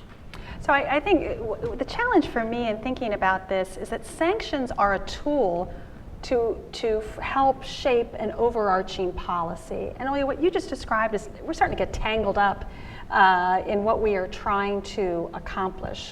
This supersedes Ukraine in some ways. It gets to election interference, other behavior, providing aid to the Taliban, or whatever. It can be that the otherness that you were saying. So what are we trying to do here? What is the overarching policy framework with all of these sanctions, and as we keep applying them, Kurt, as you suggested, sort of, keep applying slow pressure until we get that change. What's the overarching policy framework? Well, there are different ones, and this is what Olga was saying. So when you look at Minsk, and I would disagree a little bit here, I think that the Minsk-related sanctions are distinct from other sanctions on Russia. And if Russia were to withdraw from Eastern Ukraine and the Minsk agreements implemented, then we would be in a position to lift those sanctions. Not all sanctions, and of course the Russians know that. The Crimea ones, which were imposed first, had a little bit less bite, and the Minsk ones a bit more. So there's an incentive to say, okay, let's solve that one. So that's one answer to your question, is to get a specific policy change. And as you said in your opening comments, it's not in isolation. there are other things that we're doing as well to try to facilitate a resolution of the Minsk, or of the conflict in Eastern Ukraine, such as lifting the ban on arms sales to the Ukrainians, such as demonstrating that there are no further gains to be made by Russia, so what they've got is what they've got, then showing that the costs are extensive. Sanctions are part of that, but it's also the lack of relationship with the EU, lack of relationship with the US, costs of the military operations, costs of the civilian administration, costs of casualties that still are happening there. So there's a high cost and not much gain. And so together with that, I think a sanctions thing fits into that. Another reason that people impose sanctions is a degree of response or punishment. So take Crimea, for instance. I don't think anyone thinks that the sanctions that are there because of Crimea are going to cause Russia to give up Crimea right away. But we want it to be there as an indicator that going into another country and taking territory and annexing it and calling it your own is simply not acceptable. And we're not going to agree to that this time, which then serves, one would hope, as a bit of a deterrent the next time. So don't do this, because you'll see a response to that if you do. So I think it's a combination of the two reasons. And I think in the world of other policy options, these are ones that maybe are the most palatable and make the most sense. So let me just tease out a little bit on Crimea, because presumably, if we take the Russian government at its word, they will never return Crimea back to Ukraine. Ergo, those sanctions will never be lifted. They will be perpetual unless it's turned back. Is that's the implication, correct? And that's where we will say one thing, they will say another, and then we'll see what happens over time. The Baltic states were occupied by the Soviet Union for 40 years, right. And eventually that changed. And I think it's that scale of difficulty with Crimea, but it certainly something that we look on now in hindsight with great admiration for our predecessors for having the wisdom to put in place a firm policy on non-recognition of the annexation of the Baltic states. But Olya, does this get to your point of they'll never get out from under these sanctions? Yes, we can give them exit paths in the Minsk agreement, but there's always going to be something. So, and Crimea may be perpetual. I'm not sure they mind the Crimea sanctions that much. I think what's interesting here is there's a lot of pressure from the Ukrainian government and from some of its friends that any lifting of any sanctions be linked to Crimea, which would be, I think that's the policy goal, is to have a heavy set of sanctions be perpetual in Russia that can't be lifted unless the Russians withdraw from Crimea. The Ukrainians don't expect the Russians to withdraw from Crimea, so but it would maintain kind of the standoff between the United States and the West behind it and Russia. I don't know how sustainable that would be on the Western side. Obviously, it's not US policy, but the extent to which it can be pushed into US policy and the extent to which the Russians actually believe it's US policy, I think that creates the standoff. So, it's the signaling on this one, I think, is very important. So as I saw, just glimpsed some excerpts from President Putin's inaugural speech today. These are my grossly overgeneralized comments, but it seemed to me it was in some ways a sort of a self-satisfaction of where Russia was in its foreign and security policy. It still had threats, but it was secure. It was going to the regime was going to focus a lot more in the internal dynamic and focusing on very ambitious national economic goals. Do you think there is sort of an acceptance of that this is status quo, that it doesn't, the regime does not anticipate lifting sanctions, but it feels okay in where it is and managing through those sanctions? I'll turn to you, Olya, first. I think they do not expect sanctions to be lifted. Look, it would be in Russia's interest to make progress on Minsk and on Ukraine in so many ways and for so many reasons. I think, one could argue that if we do continue to escalate sanctions without them doing anything new, we create more of a disincentive for them to do this. On the other hand, it's not like they've made any progress over the last few years, so it's a question of whether you want to keep on with the punishment or have a conversation. I do think it closes the space. They're not going to make progress right after another set of sanctions is imposed. So I think that's a problem. But and I think their expectation is that they will face continued and graduated sanctions, one thing or another, and they will hold firm. And I think this is beneficial to Vladimir Putin, because the reasons his economy is in trouble, even when the price of oil is high, isn't because of sanctions. It's because of mismanagement of that economy over the last 20 plus years. And as long as there are sanctions, he can point to and say, the reason you're having trouble, the reason that your salary's been cut, the reason that your mom can't afford food is because of the Americans. It's their fault. It gives them that justification. Yeah. Kurt, I was wondering, in the build-up to the Russian presidential election, now that the conclusion has been reached, and now we're into the next Shocking 6 years. outcome. It was not a cliffhanger. Do you think that you'll see some changes sort of towards the Ukraine negotiations and the Minsk agreement? I mean, before elections, there was the offer of the UN, potentially UN peacekeeping operation, that sometimes when there is a resetting, we have 6 years, is there more room, do you think, for foreign policy engagement and improvement in Ukraine? Well, what I would say is that we put in place, even before we really ran into the election period, I think a fairly clear and sound approach from the West. So we had sanctions in place and the prospect of increasing sanctions. We had support for Ukraine's defense capabilities. We had support for Ukraine financially through the EU and the IMF on their budgetary support, pushing Ukraine on reform, trying to help it be successful, demonstrating that Russia is not going to get any more out of this conflict than they've already done, and the costs are going to be high and increasing. So we've got all of that lined up, and then we also offer a way forward. If you want to resolve this, we are ready to resolve this. The Minsk agreements are on the table. They just need to be implemented, and a UN-mandated peacekeeping force that would actually provide security in the area and allow for the Minsk agreements to be implemented would be a way to do that, and we're prepared to support that. So all of that's on the table. So the question really comes down to, what does Russia want to do? Does Russia want to make peace, or does it want to continue the conflict? And thus far, Russia has shown that it wants to continue the conflict. I think part of that is contextual, that there's just a lot of other bad stuff on with Russia right now, whether it's Syria, North Korea, nuclear, INF, air and sea space violations, diplomatic expulsions, and so forth. So the context is bad. The other is that I think with Ukraine going into elections next year, there may be a bit of a wait and see. To see how that turns out. If they let's get see what happens. Right. We'll hold the territory and then. So I'm not confident that Russia is going to do much different than it has been doing.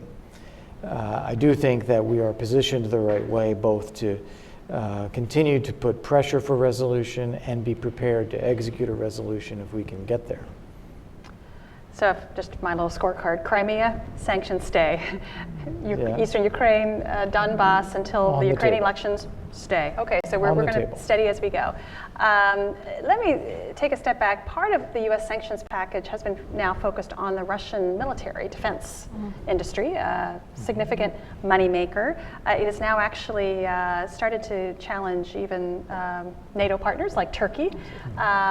Will you help us understand? You were a close observer of Russian military strength and modernization, as well as budget. Reflect on the defense budget itself. Maybe that's the sanctions impact. And what does this mean for other countries as Russia attempts to assail a lot of very sophisticated weaponry? So the defense budget's holding firm. You'll see some reporting that it's dropped. It depends on whether you look at budgets, expenditures. You can run the numbers a few different ways. The defense budget is holding firm. They figured out the defense planning order is also pretty solid. They figured out a little bit better what things cost, which allows for more coherent planning. Sanctions are not hurting defense. Arms sales are an interesting additional wrinkle, right? Russia is the second biggest arms dealer in the world after the United States. They make a lot of money. On the other hand, they sell weapons to a lot of people who don't particularly want to find new suppliers, and the United States isn't necessarily a good alternative, and there aren't necessarily a lot of good alternatives. And the sanctions language on this is worded fairly vaguely. It's, the United States may impose secondary sanctions. I have a hard time believing the United States is planning to really go after India for buying most of its weapons from Russia. I think the Turks have made it very clear they're going to do whatever they please. And in some ways, I think this might be a dangerous move because the United States may not have the bite it wants to have on this one. Kurt, how do you see military modernization? I may ask you to put your former NATO hat on. And as Russia's military modernization, and again, I think we're waiting to see how the decision for the U.S. to sell defensive weapons to Ukraine, does that aggravate the situation in the East? Does that cause concern? Would welcome your reflections on how sanctions impacts the arms sale, and then if there's a particular application to Ukraine. Okay, well, two things. One of them is on the impact on allies. A number of them continue to have former Soviet equipment, now Russian equipment, in their inventories, and to deal with things like spare parts and then modernization, they continue to rely on access to that. It's been, where are we now, 2008? It's been 21 years since the first countries joined NATO. 1999. And then 15 years, 16 years since the next tranche. That's a long time for countries not to be investing in modernizing their systems anyway. And so I think we can feel a little bit less bad about that after this amount of time than we otherwise might. On the Ukrainian side, the balance of forces here is extraordinarily clear. Russia has significantly more military capabilities both in eastern Ukraine and surrounding Ukraine than Ukraine has or ever will have. And so this is not a question about emboldening the Ukrainians to attack or provoking Russia because they're somehow afraid now. Neither one of those is really a rational way to look at the situation. What this does is it puts in place a potentially greater cost to Russia if it wants to expand its control of Ukrainian territory. If it wants to break out and take more, there will be more visible, more public, more costly to Russia than had previously been the case, and therefore probably not worth doing. And that's on top of, I think, Russia not really wanting to do that now anyway. So I think what this does is it cements a deterrence of further aggression, which is again adding into the prospect of then, if we're not going to get anything further out of this, why don't we resolve it, which is where we'd like to get to. I'm wondering, not that consistency is our strong suit, but there was no sanctions, no imposition of any punishment over Georgia in 2008. Transnistria remains unresolved, although Moldovan government have asked for the withdrawal of Russian peacekeepers from Transnistria. I know, Olio, you were just, I was just there. in Moldova, so you can give us I was even in Transnistria. Oh, well, give us the scene from Transnistria. But I'm wondering, again, how does this impact the neighborhood as we're watching continued, we had the military exercises and a lot of actually an increase in exercises, I understand, in Transnistria as well. What does this help us tell us about behavior, Russian behavior in its neighborhood? Look, the Russians believe that they have a zone of privileged interests in their neighborhood. What they want, the new security deal they want to negotiate with the United States, and with the United States, right? Officially with NATO, but they want to negotiate with the United States, and the United States is supposed to deliver NATO. It's meant to cement that, and that hasn't changed. And I think Ukraine sends that signal to other countries that they will take action. And on the part of the United States and the European countries, we've sent a signal that, so far but not further, which is a useful signal. But I think there are questions that haven't been answered about how to secure Europe. It's worth having that conversation because this is an impasse. I don't know that they are not deterred from going in if they think they need to in Moldova, in Belarus, in Kazakhstan, wherever else. If they decide that's what they need to do for whatever security goal they perceive, they're going to do it. I don't think that's changed. Kurt, the McCain Institute does a lot of work in Georgia. You've had an ongoing dialogue with many of the regional leaders. What's the perspective from the region on, do these sanctions really deter Russia crossing another international border? That's a great question. And going back to where you started, in Georgia, we did not impose any sanctions. We had a limited effort to push for the negotiation of a ceasefire. But then once that was in place, we kind of dropped anything after that for a variety of reasons. So President Obama wanted to be the opposite of President Bush, for example, and thought that the Russia problem was a Bush problem, not a Putin problem. And so we did the reset, and we didn't get anywhere.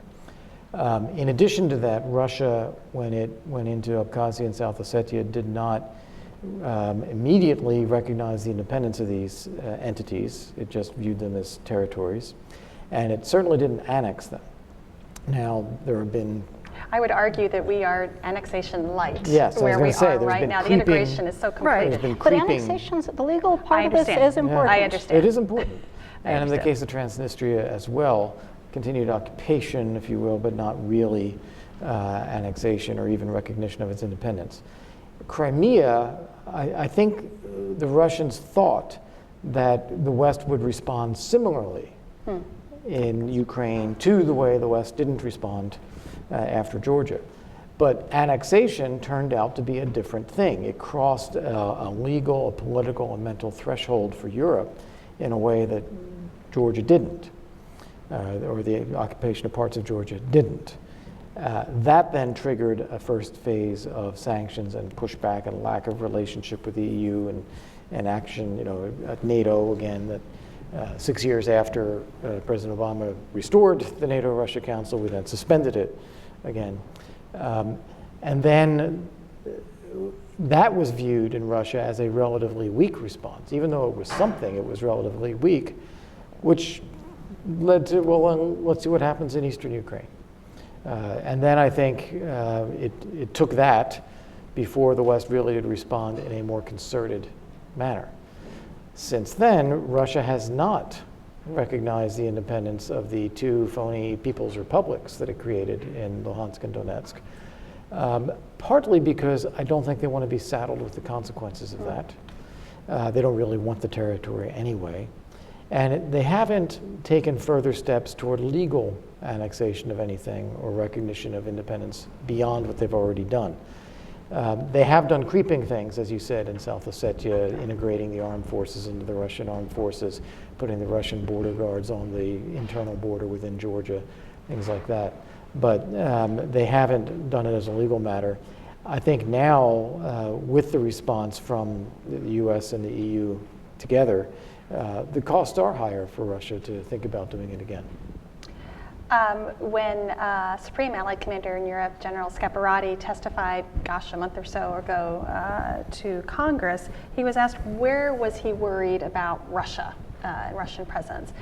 And General Scaparrotti said, I'm worried about the Western Balkans as a potential where Russian influence, again, sort of everything that we've just talked about, sanctions and deterrence, and we've already seen where Russian malign influence in Montenegro, a lot of economic and military support, Serbia, elsewhere. You could see a scenario as Serbia moves towards its EU accession process, very similar to Ukraine. Are there some things we should worry about? I said, if we haven't deterred fully, where would the logical place be where Russia would think about challenging the West, but at very low cost to it? Olya, you want to play that parlor game? Look, I think the Balkans, it is challenging the West at very low cost. In Hungary, it's challenging the ostensible West at very low cost. In Turkey, it's challenging the West at very low cost. It's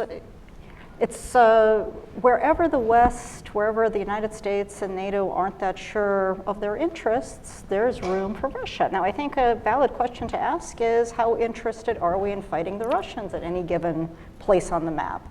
I do think the Russians see a changing global order. My guess is they're right on that one. The Russians are trying to grab what they can before it solidifies into whatever the new form is. Lots of other countries are too. I'd say the Turks are playing that game as well. They're trying to figure out what's possible. Most of this isn't military. Most of it is influence and economics and whatever else.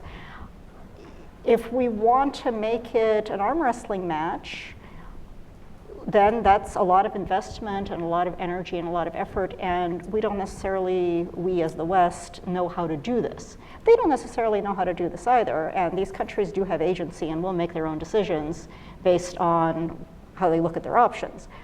But I would say that in order to shape the future, there is an argument for having some conversations amongst ourselves about what our priorities really are, and potentially with these countries and with Russia and with everybody else, once we have defined our own red lines and thresholds and priorities to make them clear. Kurt, what do you see are the future challenges potentially if we really aren't deterring Russian behavior with sanctions effectively? Well, first off, the Western Balkans, I agree with Scaparrotti that is an area of concern. And it's an area of concern because it is an unresolved set of conflicts, and one where the EU and NATO have not effectively really stepped in to say this is a part of Europe, it's going to be successful, democratic, secure, and so on. It's still a little bit of a gray zone. And so that's an opportunity for Russia. Within that, you also have indigenous constituencies that are unhappy, who then look to Russia as an alternative to the status quo. And so that's also an opportunity for Russia to work with those constituencies. The opposite is true among NATO and EU countries, where I think we've done a very good job of building constituencies for transatlantic orientation, for the EU, for NATO, and even in places like the Baltic states, where you have substantial Russian-speaking communities, they have no real affinity for being part of Russia. They really want to be part of the Baltic states. Example you've probably heard is you look at education in Estonian. The issue is not that the Russian-speaking community don't want their kids to learn Estonian and want to keep them in Russian schools. The issue is that there aren't enough teachers to teach them Estonian because they desperately want to be integrating successfully into those societies. So I think on the deterrence, on the NATO, on the EU side, we've done well. It's in the gray area where we haven't had an outward-looking focus, an external focus. We've been very much treading water and afraid to think about the consequences of putting enlargement out there again as too difficult, too complicated. Other rounds of enlargement got us so extended. Do we want to do it again? I hope that can change, but I think that's currently the state of play there. Russia has already put down markers in Georgia and Ukraine and Moldova. The Western Balkans is the area that's in play right now. Interesting. Let me move a little outside of Europe and go into the Middle East and Syria. And Oya, I know you've been watching this space carefully. Is there a concern that Russia, again, the budgets, they've stabilized the economy, increasing oil prices help, but they're not fixing the problem, if you will. Is there a point of overextension where Russia's military footprint in Syria, trying to grow it out a little bit more across the Mediterranean, what it's doing in Ukraine, does that start to bite, or they can manage what they've got so far on their plate? The way I usually put it is that what Russia has exhibited over the last few years is a surprisingly low bar for the use of force, but very judicious use of that force. So these aren't huge commitments. These are comparatively small commitments. It was a bit tough in Syria getting the lift sorted out and getting everything in theater, but keeping it there is not going to break Russia. Now, I think what's interesting in Syria is next steps. If we do get to a point where there's an end game, the Russians' ideal is that they cut a deal where Assad keeps control of some things, the Americans put whoever it is they may want in place in some other parts of Syria, the Kurds do or don't get something depending on what the Russians' current relationship with Turkey is. And then somebody, not Russia, has to pour in the money to rebuild. And I think this is where it all starts to fall apart. But the Russians don't have the money, the resources, or the capacity to rebuild. Now, I don't know that we have the capacity or the know-how how to rebuild either. By we, I mean the United States, and I'm pretty sure the Europeans don't as well. But in the Russians' view, we should at least have the money. Kurt, Russian approach to the Eastern Mediterranean, I may draw you out a little bit on Russia and Turkey. Russia and Greece, sort of that strategic Eastern Mediterranean, Turkish Straits, Black Sea area. How concerned are you that Russian foreign and security policy is really eroding Southern Europe? I'm struck, 70 years ago with the Truman Doctrine and the Marshall Plan, it was Greece and Turkey that US strategists were most concerned about falling within the Soviet orbit. I feel like we're sort of having a back to the future moment where we're thinking about how Turkey is being pulled into a different orbit. Help us unpack that. And again, where do sanctions come into that? Well, first off, I think that Russia is taking advantage of openings or holes that have been allowed to open up into US or Western policy. So they don't fundamentally share a strategic perspective with Turkey about Syria, for instance. Russia wants to keep Assad in power, Turkey wants to see Assad go. But in a situation where the US for many years has been criticizing Turkey, and the EU has been criticizing Turkey over its democracy and human rights record, while Turkey is complaining about strategic issues in its neighborhood and not getting much engagement, and in fact the US ends up arming a Kurdish group that the Turks feel is conducting terrorist attacks inside Turkey, that creates a wedge. That drives Turkey in the opposite direction and gives Russia an opportunity, even though they don't have a fundamental strategic understanding with Turkey, to say, well, we agree with you that these groups are bad, and so we'll work with you against those groups. And that creates an opportunity to pull Turkey in a given direction. In a situation where you have a authoritarian Russia that has placed all its bets on maintaining an authoritarian system, and where they have opted consistently to behave aggressively towards their neighbors, toward the West, towards the wider world, it's important that there be a demonstration of resolve and pushback on that. And it's also important that we pull our side, if you will, together. So those that are part of NATO, part of the EU, sharing a common set of values, wanting to build security rather than create instability. We've got to pull that together. I think that we will find that we will have cases where we have disagreements with our friends and our allies, and we have some policy issues where we don't share the same goal.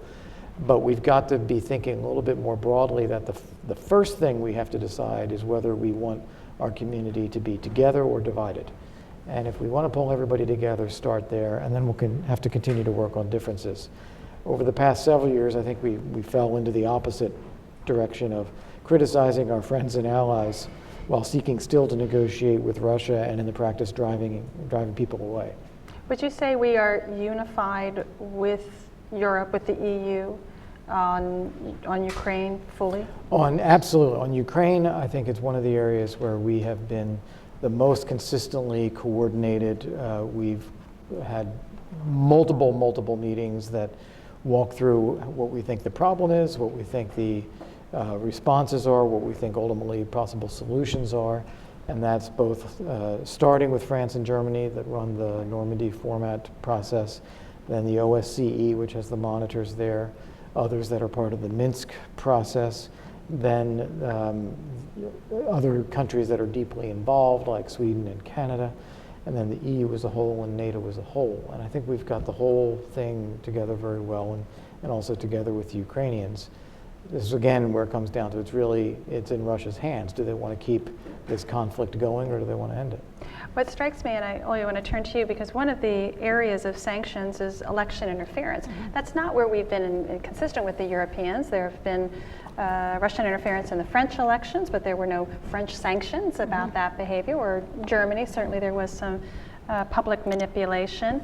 Do you think the Kremlin appreciates the consequences of its interference in 2016, as we believe that there will potentially be interference for the midterm elections in 2022? And are sanctions effective with that type of domestic interference?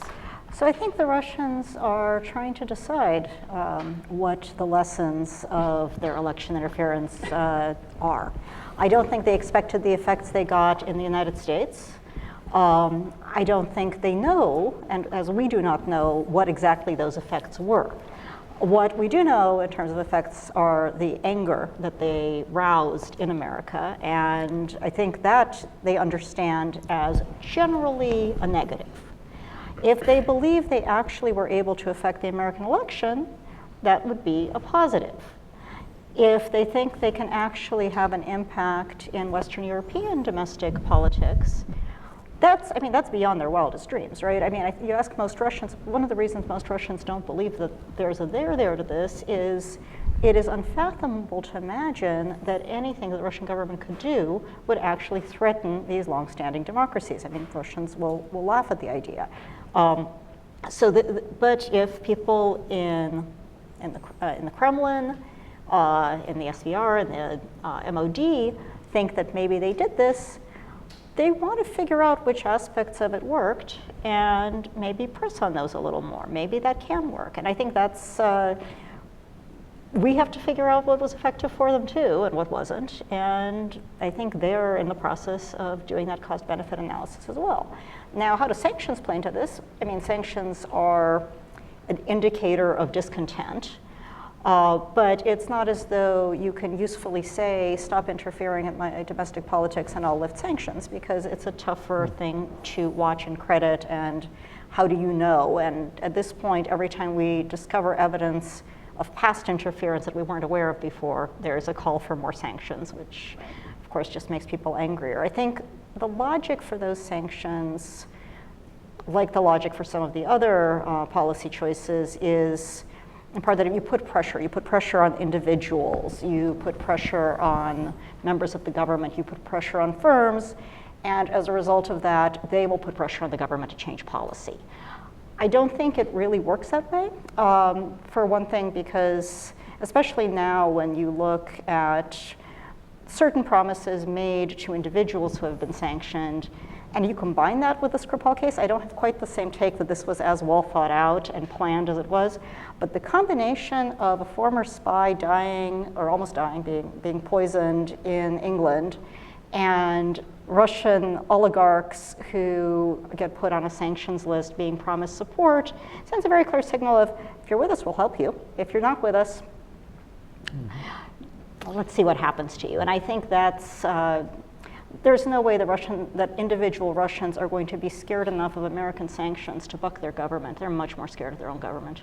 So that begs the question, I don't know if Kurt, you want to jump in here, that what is a deterrent against internal interference in democratic institutions? And I have to say, and I know, Kurt, you've heard from Europeans for many, many years, as I've had, they were a bit of a laboratory, which we did not take seriously until that laboratory came to US shores. What is an effective deterrent against domestic interference? First off, I would think differently about Russia's goals here.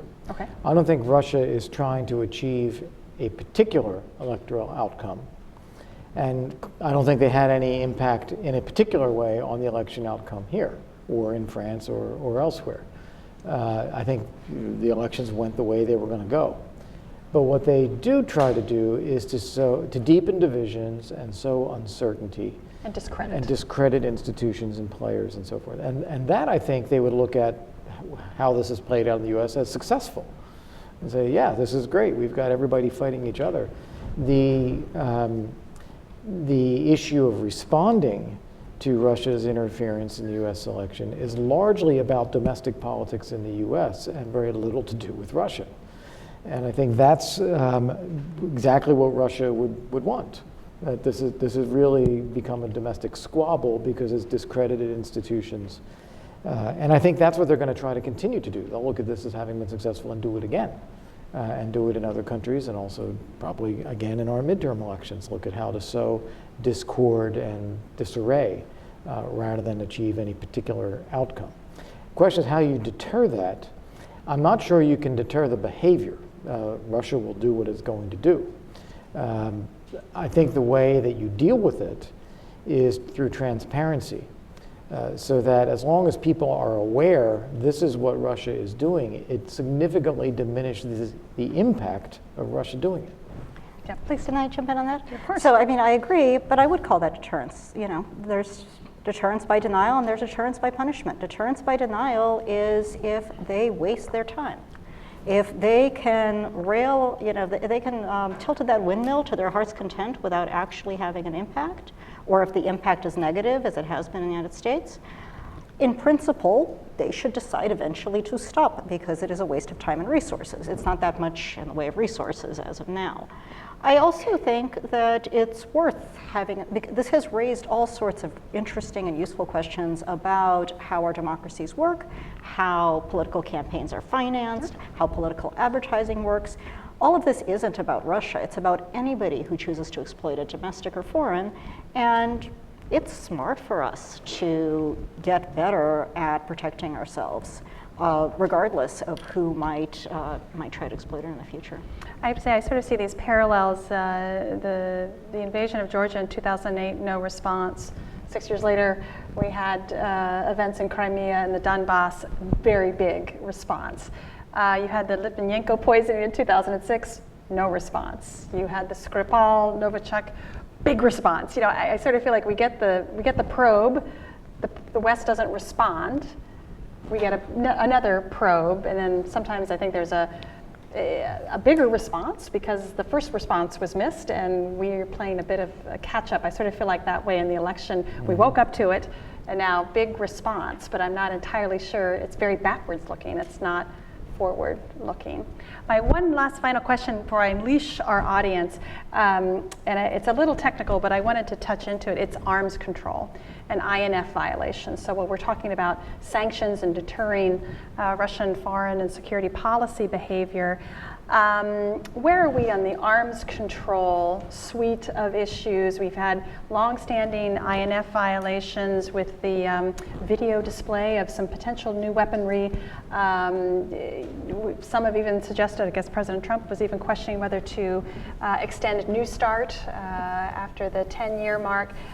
Sanctions and arms control, Olya, first to you, what impact do we have or not? No sanctions for these violations thus far. Are we repeating our pattern? No sanctions until we have a big violation. So I don't know that sanctions are the right response to INF treaty violations. I think working out how to get back into compliance is the right response, and I don't think that sanctions are the way to do it.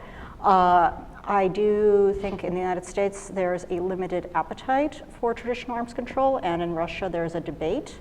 Vladimir Putin's menagerie of new weapons introduced in March, some of those fall under New START. The Sarmat certainly does. Others could if they're deployed on ICBMs, then they count. Then they're part of the New START limits. And Putin said shortly afterwards that he had no problem with treaty delimiting these things. Vladimir Putin also in his first conversation with Donald Trump brought up New START and New START extension. So I think the Russians have an interest in arms control, I think, for a lot of reasons. One is that it constrains the United States. One is that it constrains their own defense industry. The United States ought to be interested in arms control because it constrains the Russians, and also because it gives us transparency and verification capabilities, which we don't have without it.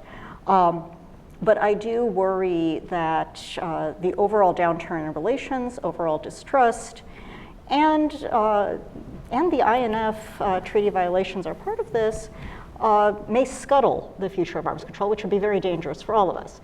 I think the Russians' tendency is to respond to an accusation with a counter-accusation, right? So we say you're violating the INF treaty. They say, I know you are, but what am I, right? But you know what? It's fine. They've identified some things that could be technical violations. I would say that everything that they've identified is either spurious or things that just didn't occur to people, but they're soluble. So if you could sit down at the table and work it out. You could also sit down at the table and think of ways to update the INF Treaty, which has its detractors in Washington as well as Moscow. There are a lot of people who think that treaty is bad for both countries.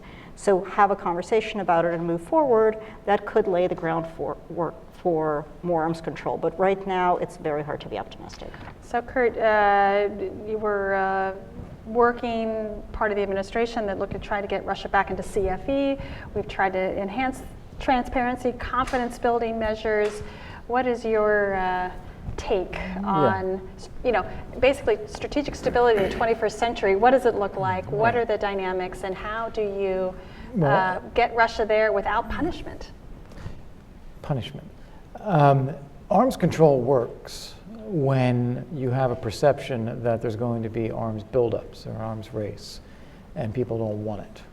So it's an alternative to, you're setting limits and controlling arms instead of getting into a wider arms race. If there was a perception that the US was moving ahead with major INF deployments across Europe, that would create an incentive in Russia to want to have arms control. That's not going to happen. That would sure divide Europe. Yeah, it would. It would divide Europe. It's not going to happen, and Russia knows it's not going to happen. So the incentive for Russia to be serious about living by the INF Treaty or looking for new arms control is very low. Strategic, that's potentially different because it's a unilateral US decision about US strategic arsenal, and it appears the president is willing to put in a significant effort at modernization. Russia has already done that, done a lot of modernization. And if we go forward with those plans, it may create something of an incentive for Russia to get back to a strategic arms control framework, one that right now has lapsed. In the case of conventional arms, we had a situation that was almost unique in the late 90s, or the late 80s and early 90s, where we had these massive stockpiles of conventional weapons that no one could imagine a use for, and they were very expensive to maintain. And so it was a desire on both sides to just reduce to substantially lower numbers. The numbers that we reduced to are extraordinarily high by today's standards. So we reduced on the NATO side of the CFE talks to get down to 20,000 tanks. We couldn't put together a tenth of that right now. So there was a massive reduction at the time that led to even further reductions beyond that. I don't see any appetite on Russia's part for conventional arms control either. Again, because it sees that there isn't the appetite in the West for actually building conventional arms. Here we are twisting our allies' arms to spend 2% of GDP on defense, and about 6 of them do. So Russia's not concerned about that, so it's going to proceed on its own military modernization on its own pace. All right, I'm going to turn to my audience to give us some optimism that sanctions can change Russian foreign policy behavior, because I haven't managed very well to do that the last couple of minutes. So if you could please raise your hand and identify yourself and ask your question, and we will take it. Yes, sir. Stanley Kober. Recently, there was a meeting between President Xi of China and Prime Minister Modi of India. According to The Hindu, an Indian newspaper, worries of a new Cold War between Russia and the US have also necessitated a closer understanding between New Delhi and Beijing. So the Indians are concerned by our attitude toward Russia, but it's driving them toward China, according to this Indian source. We have closer relations now between Russia and China. There was a saying from the American Revolution, if we don't hang together, we'll all hang separately. Could we be pushing an alignment of Russia, China, India together against us? Olga, would you like to try that one? I'm not too worried about Sino-Indian rapprochement just yet. I think they've got enough things to divide them and I certainly am not opposed to them trying to get along better, and generally stabilization on the subcontinent strikes me as a good thing. I think that China is charting its own course and its own growth, and whether that challenges US interests or not remains to be clarified for all of us. I think the Russians are both they see real similarities in foreign policy outlook with China now, but have concerns about China's development as well in the long term. And as Russia becomes more activist in East Asia, it's going to have more disagreements with the Chinese. So I think it's a very complicated equation and not quite as simple as everybody balancing against the United States. Kurt, do you have any thoughts? I would agree. I would just put it in simple terms. I think there is a significant strategic rivalry between India and China. And I think that China does not particularly take Russia that seriously. It sees Russia as declining in power, declining in population, not investing in its economy and its people, so less of a factor over time. India is a greater factor over time. And China's real concern is the United States and our role in the Pacific. So I don't think I don't think that meeting or those things really reflect what's behind people's thinking. So for me, it seems very interesting, the growing Chinese-Russian economic role. In some ways, sanctions had the unintended or intended consequence of pushing Russia to look for China's investment patterns, which has sort of changed that relationship. But I actually agree with you. I think it's needed, but it's not desired fully. Maybe you could tease that out a bit, particularly on the energy front, where we're seeing energy growing. Look, Russia sees a lot of economic future in Asia writ large. And historically, China has been, and its relationship with China has been its path to that. But Russia would like its own paths. It doesn't want to be following China on all of this. And yes, sanctions, particularly European sanctions, forced Russia to look to China as an energy market. And that was actually disappointing, right? I think the hope was that China was their friend, China was going to rescue them. In fact, instead, China drove a pretty hard bargain. So I think this is a cautionary lesson for the Russians, and they've taken it as a cautionary lesson that, yes, of course, Asia is the future, but the Chinese aren't allies. The Chinese are strategic partners when they need to be, and that's fine. That's how Russia manages most of its relationships, but it doesn't make up for the loss of European energy markets.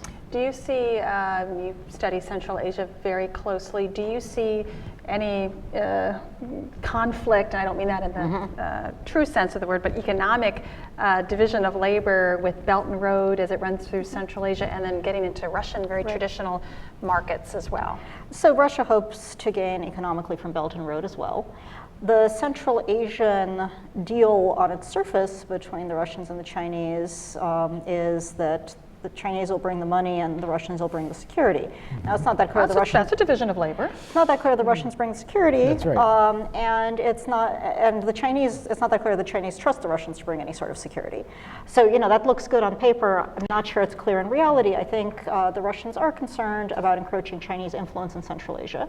I think the Chinese are being very careful not to overplay their hand in these countries because they could. They've got those economies. They effectively, they have so much economic weight in Central Asia that if they particularly wanted to, they could give the Russians a real run for their influence. But I don't know that they're particularly interested in doing that at this stage in the game. They just want to get the trade ties up, and they want the Russians involved. And as long as that's how it works, that's okay. So we're seeing, Kurt, I don't know if you're observing this as well from the McCain Institute, another intersection of China and Russia is in the Western Balkans, where we're seeing perhaps this year China could be Serbia's #1 foreign direct investment. That's the 16+1, a lot of infrastructure coming into that, again, in some traditional areas. Georgia is also a Belt and Road recipient and things like that. How is that interaction happening between China and Russia in countries that are either seeking EU integration or broader relationships with the West? Well, again, it's what we were talking about earlier, is the allowing of vacuums to crop up. So there is a need for infrastructure investment in these countries.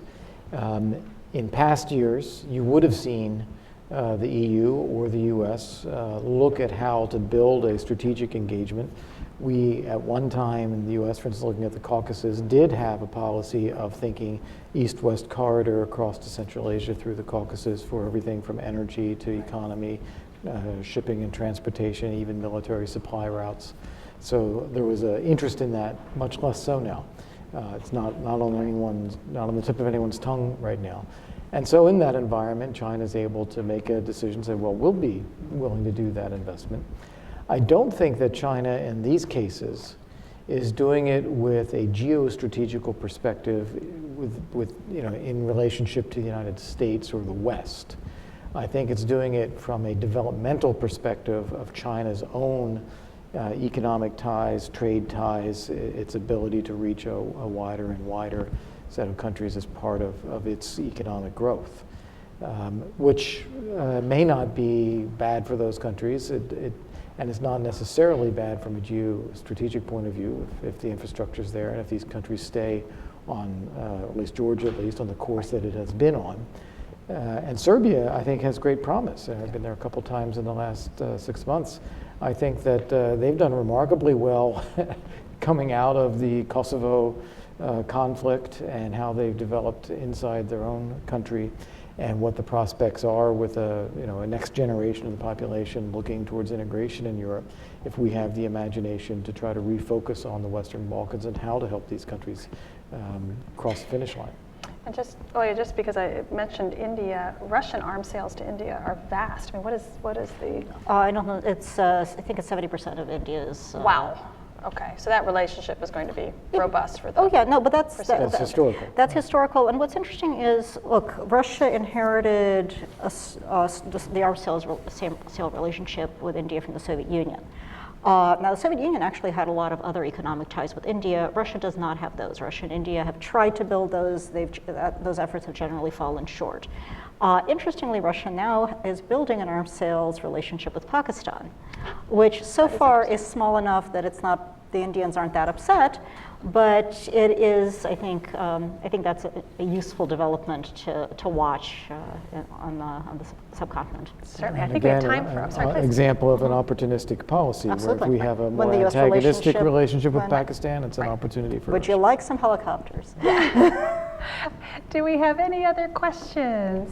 Yes, sir. Wait for a microphone, please. Hello, my name is Kunio Kikuchi, and I'm a local consultant, ex-World Bank. I'd like to emphasize or back up what Mr. Coben just said. I think it's more important for us to be changing our hats from East Coast to West Coast America and look at across the Pacific what's happening with China and Russia, and now today with Korea. And the one country you haven't mentioned at all is Japan. And the fact that Japan and Russia still does not have a peace treaty. Should the situation change and Japan and Russia become very close, and of course, if you look at what's happening, China and Russia already is very close. The tour packages across Siberia into Russia, Moscow on one side, Beijing on the other, so forth. So it's a lot closer relationship, and the sanctions mainly related to Europe does not seem to affect Russia at all, because I think perhaps they're saying, well, when things become tough, we have China and possibly Japan in the long term to depend on. I wonder if that perspective is not useful for the future. Yeah, thank you, sir. Thank you for that. Was there another question? Yes, right over here. And two. We'll grab them very quickly, and then we'll wrap it up, and we'll wait. Thank you. Yes, Emmanuel Nyonsenga, policy analyst with the African Great Lakes Region Action Network. And my question was, or I would like for you to elaborate on Russia's relationship or relations in the African Great Lakes region, particularly in the Congo, which is approximately the size of Western Europe, and also where we find the bulk of these strategic minerals. And if also you could elaborate more if you think that Russia will take the Western traditional route as far as Patrice Lumumba, or the Chinese routes where they're developing a lot of infrastructure, or are they going to chart their own way? And also, do you see Congo particularly turning into the next Syria? And if so, what would the US and their allies do in order to prevent such circumstances? Thank you. I think we have one more in the back. We'll take it very, very quickly. Right there. Thank you. Boris Kamchev, Macedonian Information Agency. Regarding Western Balkans, we know that Russia exerts influence there, not only in Serbia, but for example in Greece. Do we have any knowledge about United States government to make pressure on those countries that still haven't imposed sanctions on Russia, even those EU members like Greece? U.S. pressure on Serbia and others to follow the Russian sanctions. To follow Russian sanctions, even to those such as Greece, because Russia has links with Greece and finance. We have information that it finances fringe right-wing parties and everything like that. And thank you. Three big questions. I'll just let you, if you want to. Russian-Japan relations and sort of Russia's policy in Asia. Any reflections on Russia's policy vis-a-vis Africa, Congo, if you have that level of specificity, and then how to encourage European countries such as Serbia and others to follow U.S. sanctions path. Olya, I'll start with you. Go first. On Japan, I think I think this is a really interesting and valuable question to ask, because if Russian-Japanese rapprochement does happen, I think that damages the Russian relationship with China fairly quickly, and I think that's interesting because this is specifically what I'm talking about when I say that if Russia starts increasing its influence in the Asia-Pacific region, it finds itself not as simpatico with the Chinese as it is when it follows their lead there. Now, I think resolving the islands conflict is the stumbling block.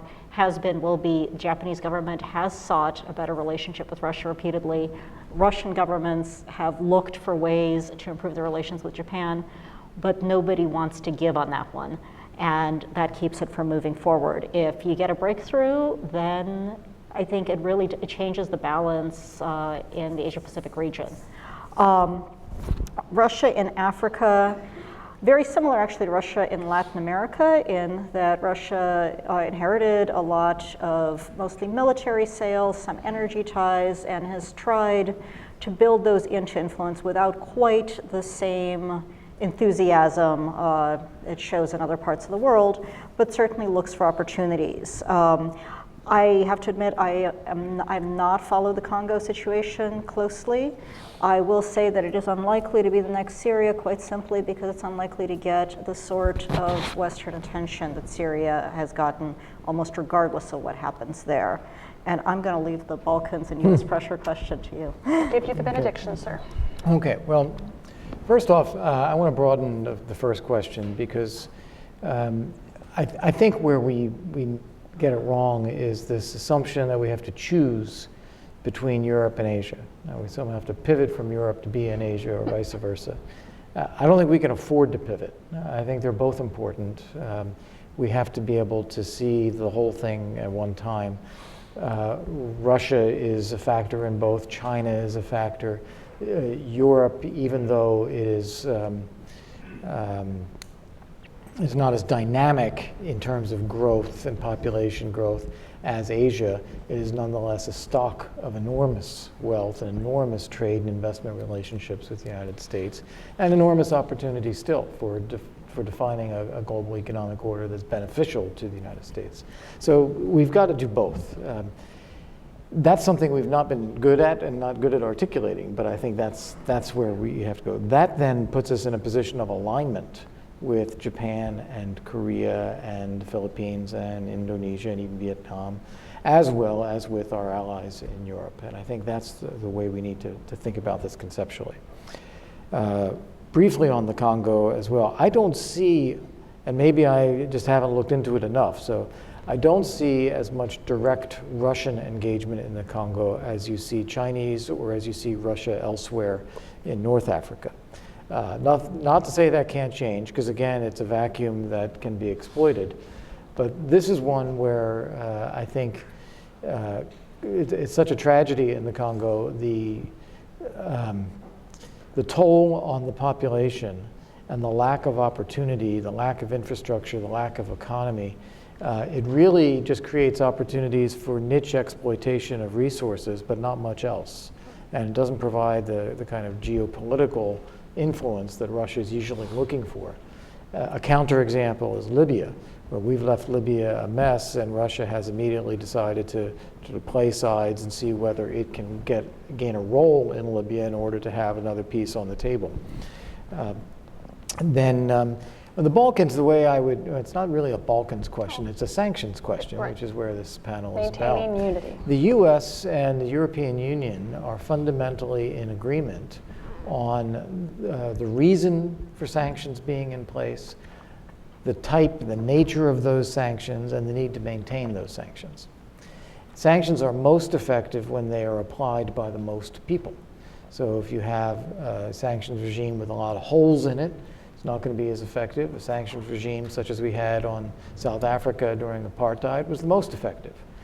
So you want to have maximum coherence in your sanctions policy. For EU members, such as Greece, it's an EU decision that the EU as a whole meets and decides what sanctions will be implemented. And if a country within the EU then doesn't follow EU policies, there are consequences for that country within the EU. For countries that aspire to EU membership, that have association status, they want to be aligned with EU policy broadly because it helps bring their country forward as a whole.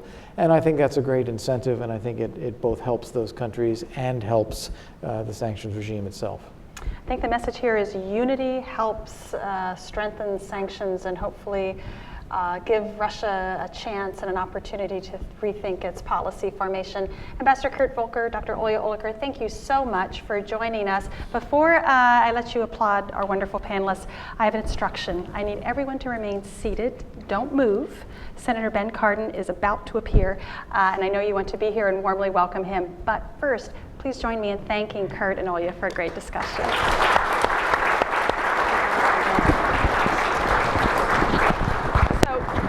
We're going to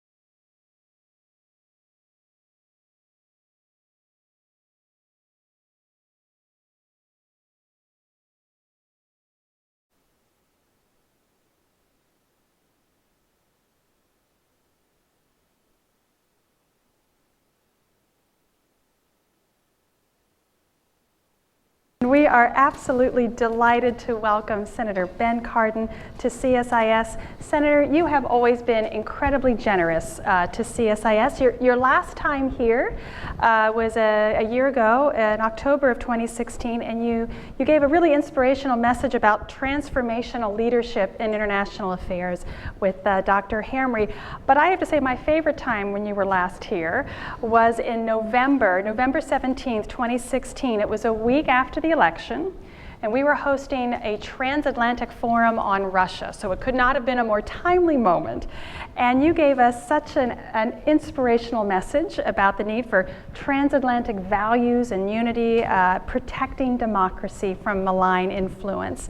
And it should surprise no one that shortly after that you were instrumental in drafting and supporting the Counteracting Russian Hostilities Act of 2017.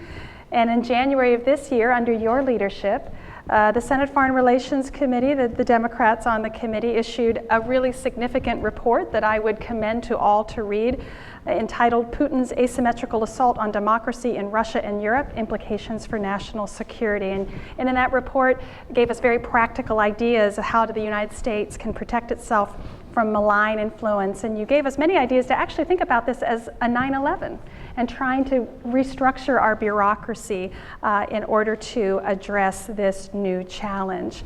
Senator Ben Cardin was elected to the Senate in 2006 and has served with distinction on the Senate Finance Committee as well as the Environment and Public Works Committee. In addition to the Senate Foreign Relations Committee, he currently is ranking member of the Small Business and Entrepreneurial Committee. Senator Cardin has a long and outstanding career in public service, serving in the House of Representatives from 1987 to 2006, and prior to that, the Maryland House of Delegates from 1967 to 1986. There is much to admire about Senator Cardin, but what I think I most admire, Senator Cardin, is your longstanding commitment and work on the U.S. Helsinki Commission Act. He has been a stalwart member since 1993 and currently serves as the ranking Senate Democrat. This is about anti-corruption, transparency, respect for human rights and dignity, and to my mind, those are the core attributes of American exceptionalism and our greatness. And I thank you for always serving as that stalwart. Please join me in thanking Senator Cardin for being here with us. Heather, that was wonderful. Thank you so much. Well, you're a prince for being here. Thank you. Heather, thank you for that very, very generous introduction. It's great to be back. I might take a look at some of my notes from November 2016. Still would work. To see just how things have changed in a short period of time. But it's wonderful to be here. It's also interesting to be invited back after you've been here. So it means I must have done something right, and I thank you all for your interest. I know you've been through two panels that have talked about the economic and political consequences of the sanction regime imposed, led by the United States, but globally, against Russia from its incursion into Ukraine.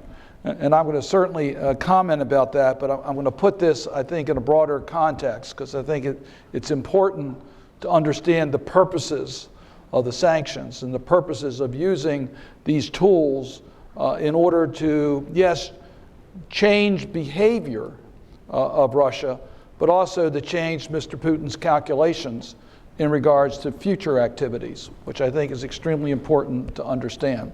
So thank you for having me here. The sanctions are part of our smart power arsenal that we use in order to try to advance U.S. national security priorities. On sanctions, U.S. leadership is indispensable for two major reasons. First, it's our economy that has the power to enforce a sanction. Every country in the world wants to do business with the United States. It's our banking system, which is the major enabler of international commerce.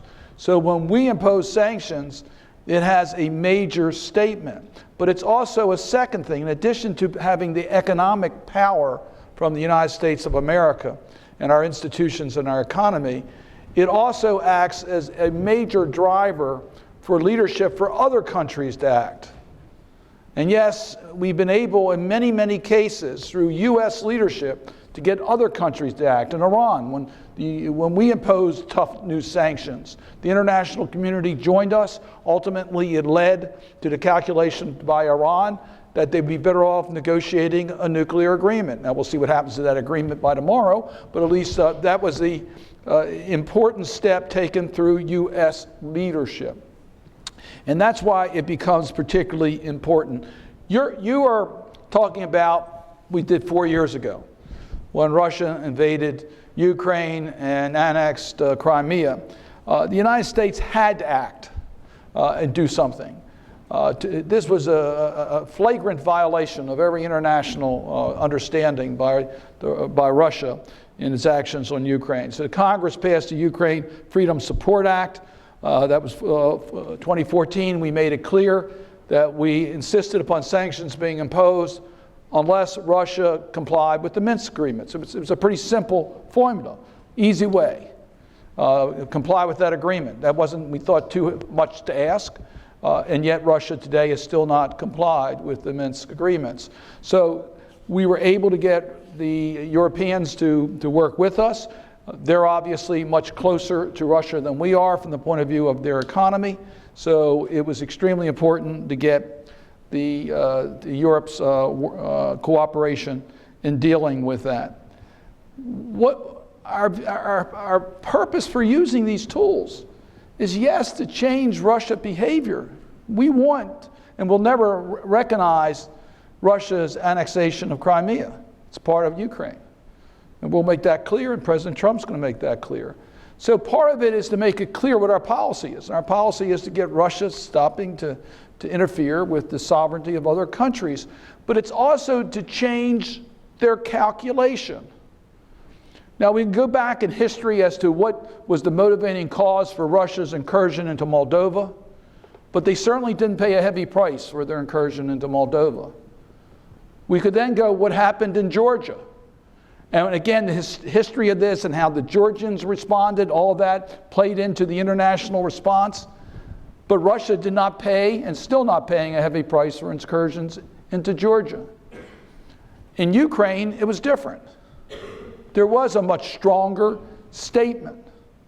And we made it clear that that was not acceptable. And Russia paid a price. Now we'll calculate what impact it had on the economy, what impact did it have on its politics. We could argue that back and forth. But it's clear to me that because we acted, it's changing the calculation of Mr. Putin on the use of his force as it relates to solving other problems outside of Russia. That was one of its major purposes. So let me go back, if I might, about 10 years ago. Heather mentioned my work on the Helsinki Commission. Well, 10 years ago, I got involved in a human rights campaign. I've been involved in human rights ever since I've been in the Congress of the United States, on a young lawyer named Sergei Magnitsky.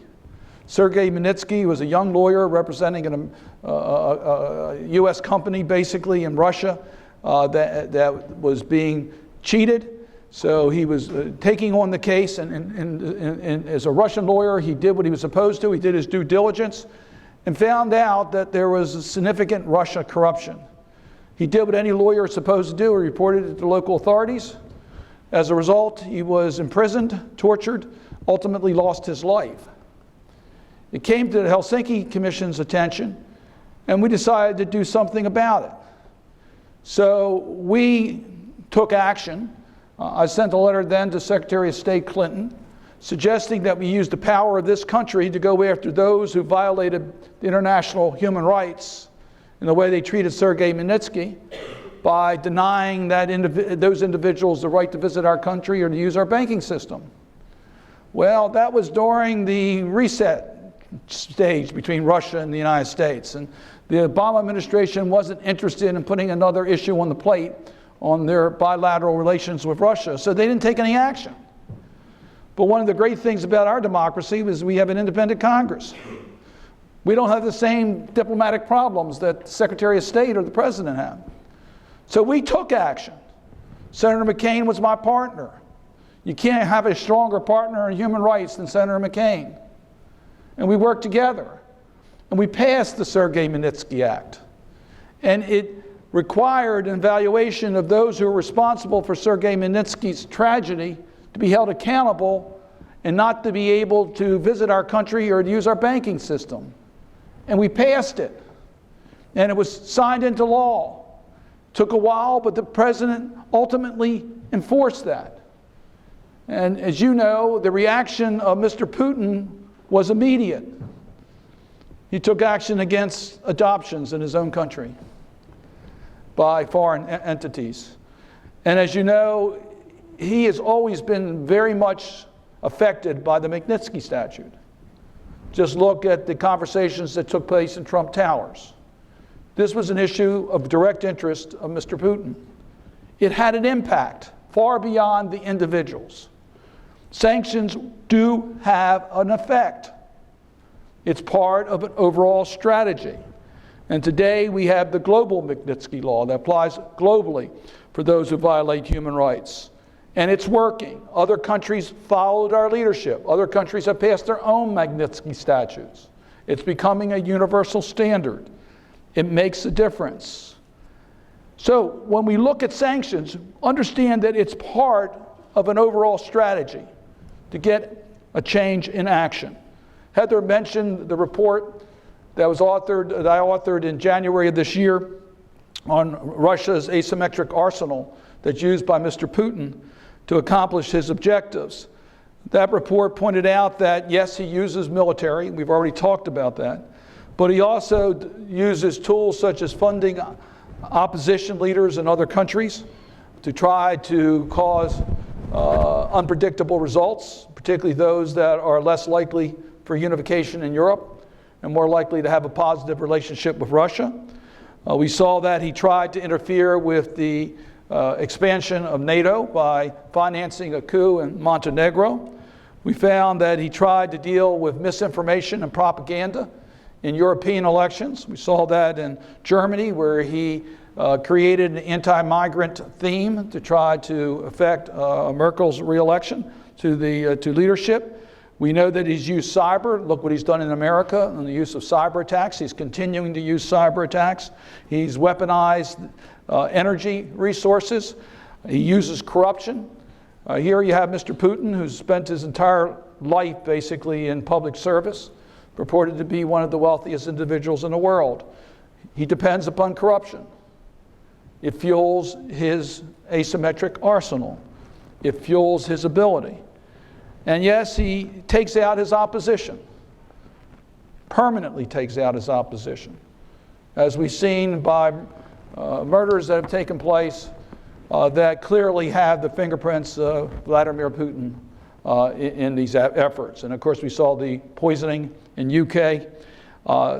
He's supported the corrupt leader in Syria, the war criminal Assad. 7 years, Russia has been responsible for helping create the largest displaced population we've seen since World War II. So why is he doing all this? What is his objective?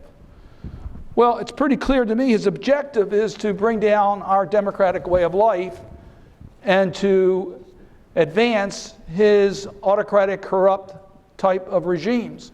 Because if you have autocracies, you have a better chance for corruption, where he can thrive in other countries. And he's making progress. Just look at what's happened globally. Look at 3 of our NATO allies, Hungary, Poland, and Turkey, and what is the rise of nationalism, and what's happened in those countries. We have 2 EU countries in Hungary and Poland. He's causing lack of unity in Europe.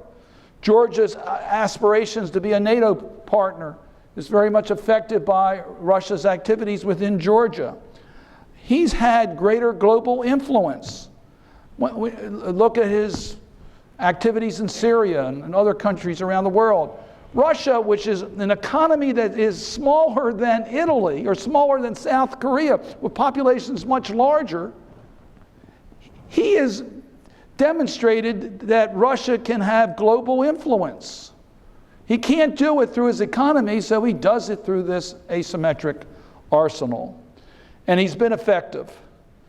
He has clearly impacted politics in the free world. The West was unprepared for this. We were looking at terrorism spread and how can we defend ourselves against terrorism. We were attacked on 9/11. What can we do to deal with all these terrorist groups? And we weren't prepared for the new warfare on information affecting the minds of the people in democratic countries. And we certainly know that his corruption is flourishing today. So what do we need to do? You need U.S. leadership. It's vitally important. And yet to this day, the president has still not acknowledged Mr. Putin's involvement in the 2016 elections.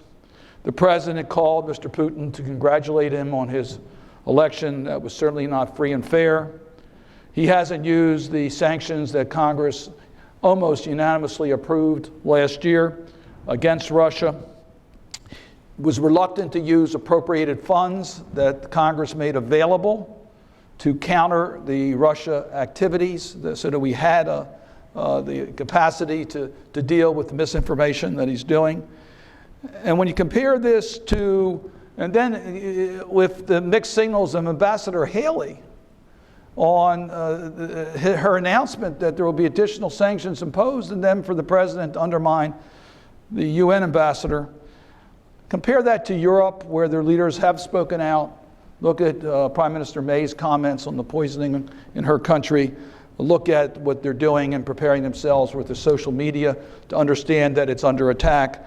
The United States is way behind and we need to do more. So my point is pretty clear. Sanctions are very important. And you all today are sort of analyzing it. How much of the Russia economy was affected by those sanctions? I'll leave that to the economist. I'm sure it had an impact, but that's not how I judge the effectiveness of the sanctions for 4 years. I see unity with Europe and the United States saying to Russia, we are not going to let you do this without a price. That there's a price to pay. And U.S. leadership has been effective in bringing that about. Today, it's very difficult for us to evaluate how sanctions have worked against Russia simply because the president hasn't imposed the sanctions. We had envisioned much stronger sanctions against Russia by now. The CATSA statute that Heather referred to has mandatory sanctions on the crude oil, has mandatory sanctions on foreign financial institutions, has mandatory sanctions on evaders of serious human rights abusers in the Russian Federation, has mandatory sanctions in regards to transactions with intelligence and defense sectors of the government of Russia, has mandatory sanctions in regards to the privatization of state-owned assets, has mandatory sanctions on transfer of arms and related materiel in Syria. Congress passed that a year ago. This administration has failed to apply these mandatory sanctions. So you're evaluating the sanctions that were imposed in regards to Ukraine. There should have been a much tighter sanction regime against Russia. So it's pretty hard to make a full evaluation. But I stand by the point that if you don't stand up to Mr. Putin, he's going to keep doing what he's doing. He'll use his military. He'll use his corruption. He'll use misinformation. He'll use cyber. He'll use energy. Unless we stand up and say, no, we're not going to let you do this. And I much prefer to use sanctions than use soldiers. It is an effective way to deal with this. Ultimately, it's the Russian people that are suffering under Mr. Putin's regime.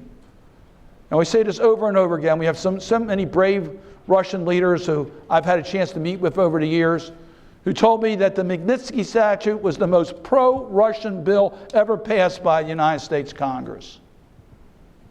The sanctions are imposed not only to keep us safe, but to bring about a change in Russia for the Russian people so that their human rights are respected.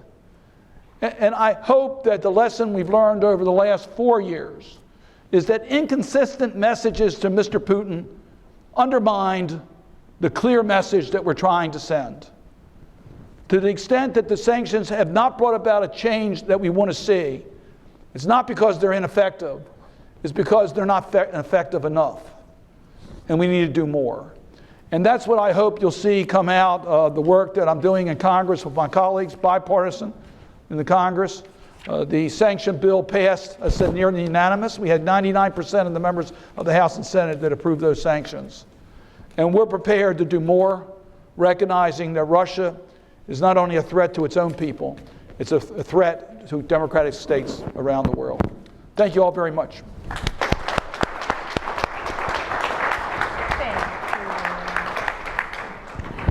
Senator Cardin, thank you so much. Those were rich, rich remarks. I'd love to pose a few questions to you and then welcome our audience as well. We know the clock is ticking and we need to get you back to the Hill to keep on working. What struck me about your comments was the incredible role of Congress in sanctions. Not that the executive branch ever likes to have its foreign policy dictated to it, we know that, but from the Maginski Act to CATSA to the whole thing, but you've underscored there's limits because the legislative branch doesn't implement those sanctions. So looking ahead, we know we have midterm elections and things. Are there other tools that Congress can use to help compel the executive branch to follow the law? Right. Well, you're right about that.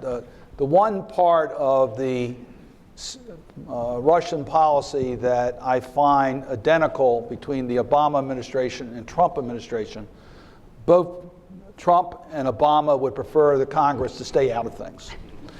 There's a general view that foreign policy should be handled by the president and Congress should not interfere with the president. That's been the universal thought by administration after administration, whether it's Democrat or Republican.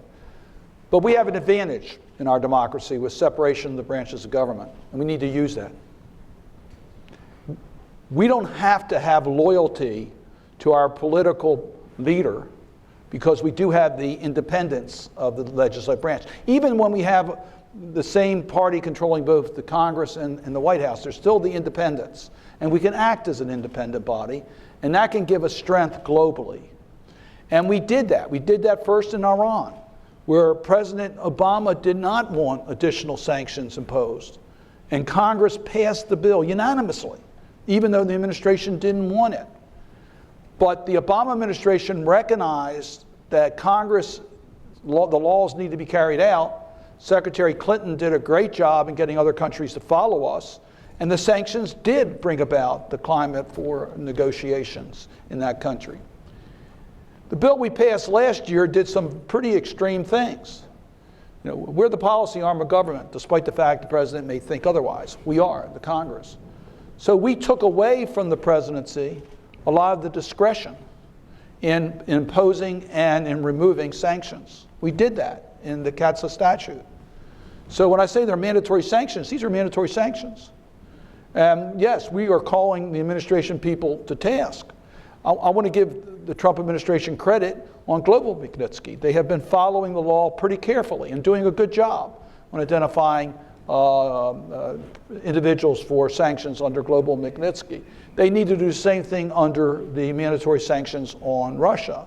And as you know, under this statute, they can't eliminate certain sanctions without coming to Congress and giving us notice and an opportunity to be heard. So I think we can change the relationship between the executive and legislative branches if we need to. But quite frankly, we want to work with the administration. We're always better when we are united. So we would hope that the president would follow the policies of Congress. But yes, there are other things we can do. We can do things through the appropriation process, restricting certain funds. We've done that in the past.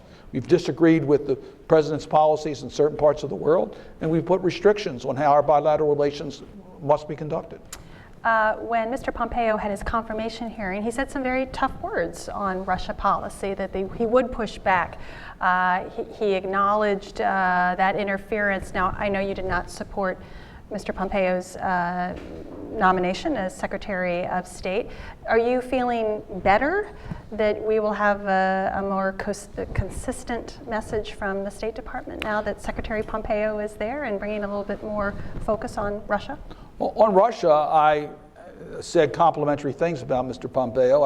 I thought his statements were right statements. I think his history in both the Congress and the CIA director gives us confidence that he understands the risk of Russia under Mr. Putin, and believes that the actions Congress has taken should be implemented. So I thought he was very strong on those points during the confirmation hearing. It'll be interesting to see again how the State Department follows up with that. One of the things that we talked about this afternoon before you arrived was there could be a perception in the Kremlin that, I mean, we are hitting them with a lot of different sanctions. Crimea sanctions, the sanctions for the Donbass. You mentioned the global Magnitsky Act. We have behavior elsewhere. And is there a point where Russia feels like, look, no matter what we do, that Senator Cardin is going to keep hitting us hard. So why would we change our behavior if we just will never get out from under these sanctions? Are you concerned that in some ways our sanctions policy is right on the virtues as it is on the policy, maybe reinforcing the view that the Kremlin doesn't see a way out? No, I'm not. I think Russia's doing a lot of things wrong and have crossed the line in too many different areas. When you attack our country, that crosses the line. They attacked us in our free elections. That's beyond any dispute, that they were trying to influence our elections. You can't let that, I mean, that's attacking an independent sovereign country. You got to take action. What they did in Ukraine violated the sovereignty of a country, violated their own agreements. You got to take action. So no, I don't believe at all that we're doing the wrong thing. What they did on violating basic international human rights, that required our response. That's what the leader of the free world needs to do. They need to lead. So no, I don't think so. But it doesn't mean we can't have other bilateral relations or multinational relations. We can work together with North Korea. We can work together to try to resolve other issues. We need to do that. We can have more than one issue going at a time. And I recognize it makes it more challenging. But we're not the ones who attacked Russia. They attacked us.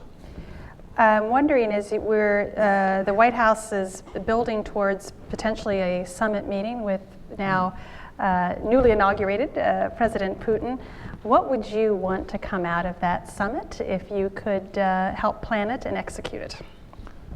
I would like to see the President of the United States be very direct to Mr. Putin as to the conduct that will not be tolerated, that we will not tolerate any other country trying to interfere with our free and fair elections, that we won't tolerate that. And it's not that you can do a little bit as long as you don't interfere with the vote count. You can't mess in, foreign interests cannot mess in our elections. He's going to make that clear. Secondly, I think he's got to be very clear that they made a mistake in Ukraine, a very bad mistake to invade the sovereignty of another country, and that the Minsk agreements need to be complied with, and that there's a way to eliminate this tension, starting first in the areas of conflict and ultimately resolving Crimea to the satisfaction of the international community. I think Russia may be looking for an off-ramp there, so I think that would be. Third, Russia can play a very constructive role in Syria, so let's play a constructive role. I think we all agree that Assad has lost his legitimacy, so let's figure out a way that we can really move forward on a true peace process and let the Syrian people choose their next leader. Russia clearly will have some influence in that. We recognize that. We're not trying to stop that. So there's some of the issues that I'd like to have a conversation with Mr. Putin between our presidents. But it has to start with a clear statement and understanding in a very public way that the whole world knows what he did in attacking our country. It's not isolated. He's done that in many countries. An independent country will not allow another country to attack it without consequences. Are we ready for the November 6 elections? Are we ready to deter any future interference, do you believe? I think because of the reaction you saw in 2016, Mr. Putin has taken notice about that. I do not think, I think he was testing to see how far he could go.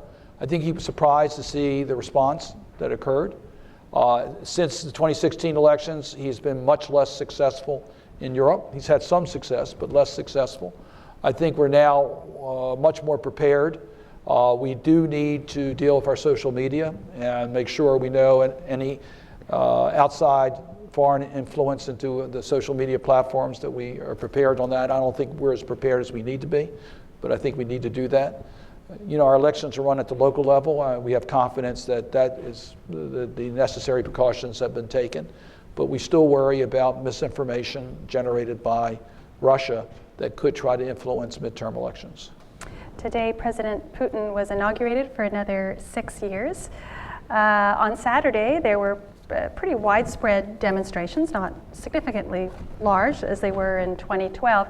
What is your read on the demonstrations? And because you speak to so many human rights activists, help us with your insights on what you think is causing this restlessness in Russia. Well, first of all, they're very brave people that do this. I mean, this is not without risk. So the Russian people want a more open, democratic society. They know what's happening in their own country. So I think you're seeing very courageous people speaking up for what Russians want for their future. And they should be supported.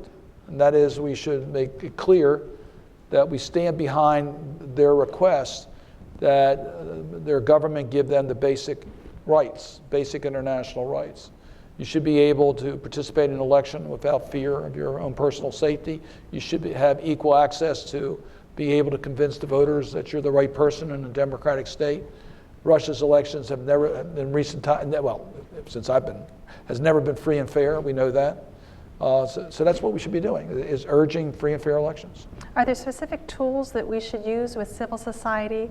You're so familiar with the OSCE. Right. We've always had the human dimension, and not that Russia has been an active enthusiast for the human dimension, but are there tools that we should, new tools that we should use to help send messages of support to the Russian civil society? Well, as you know, we're all now undesirables under Russian law. So we saw start in Russia the registration and intimidation about any of the NGOs.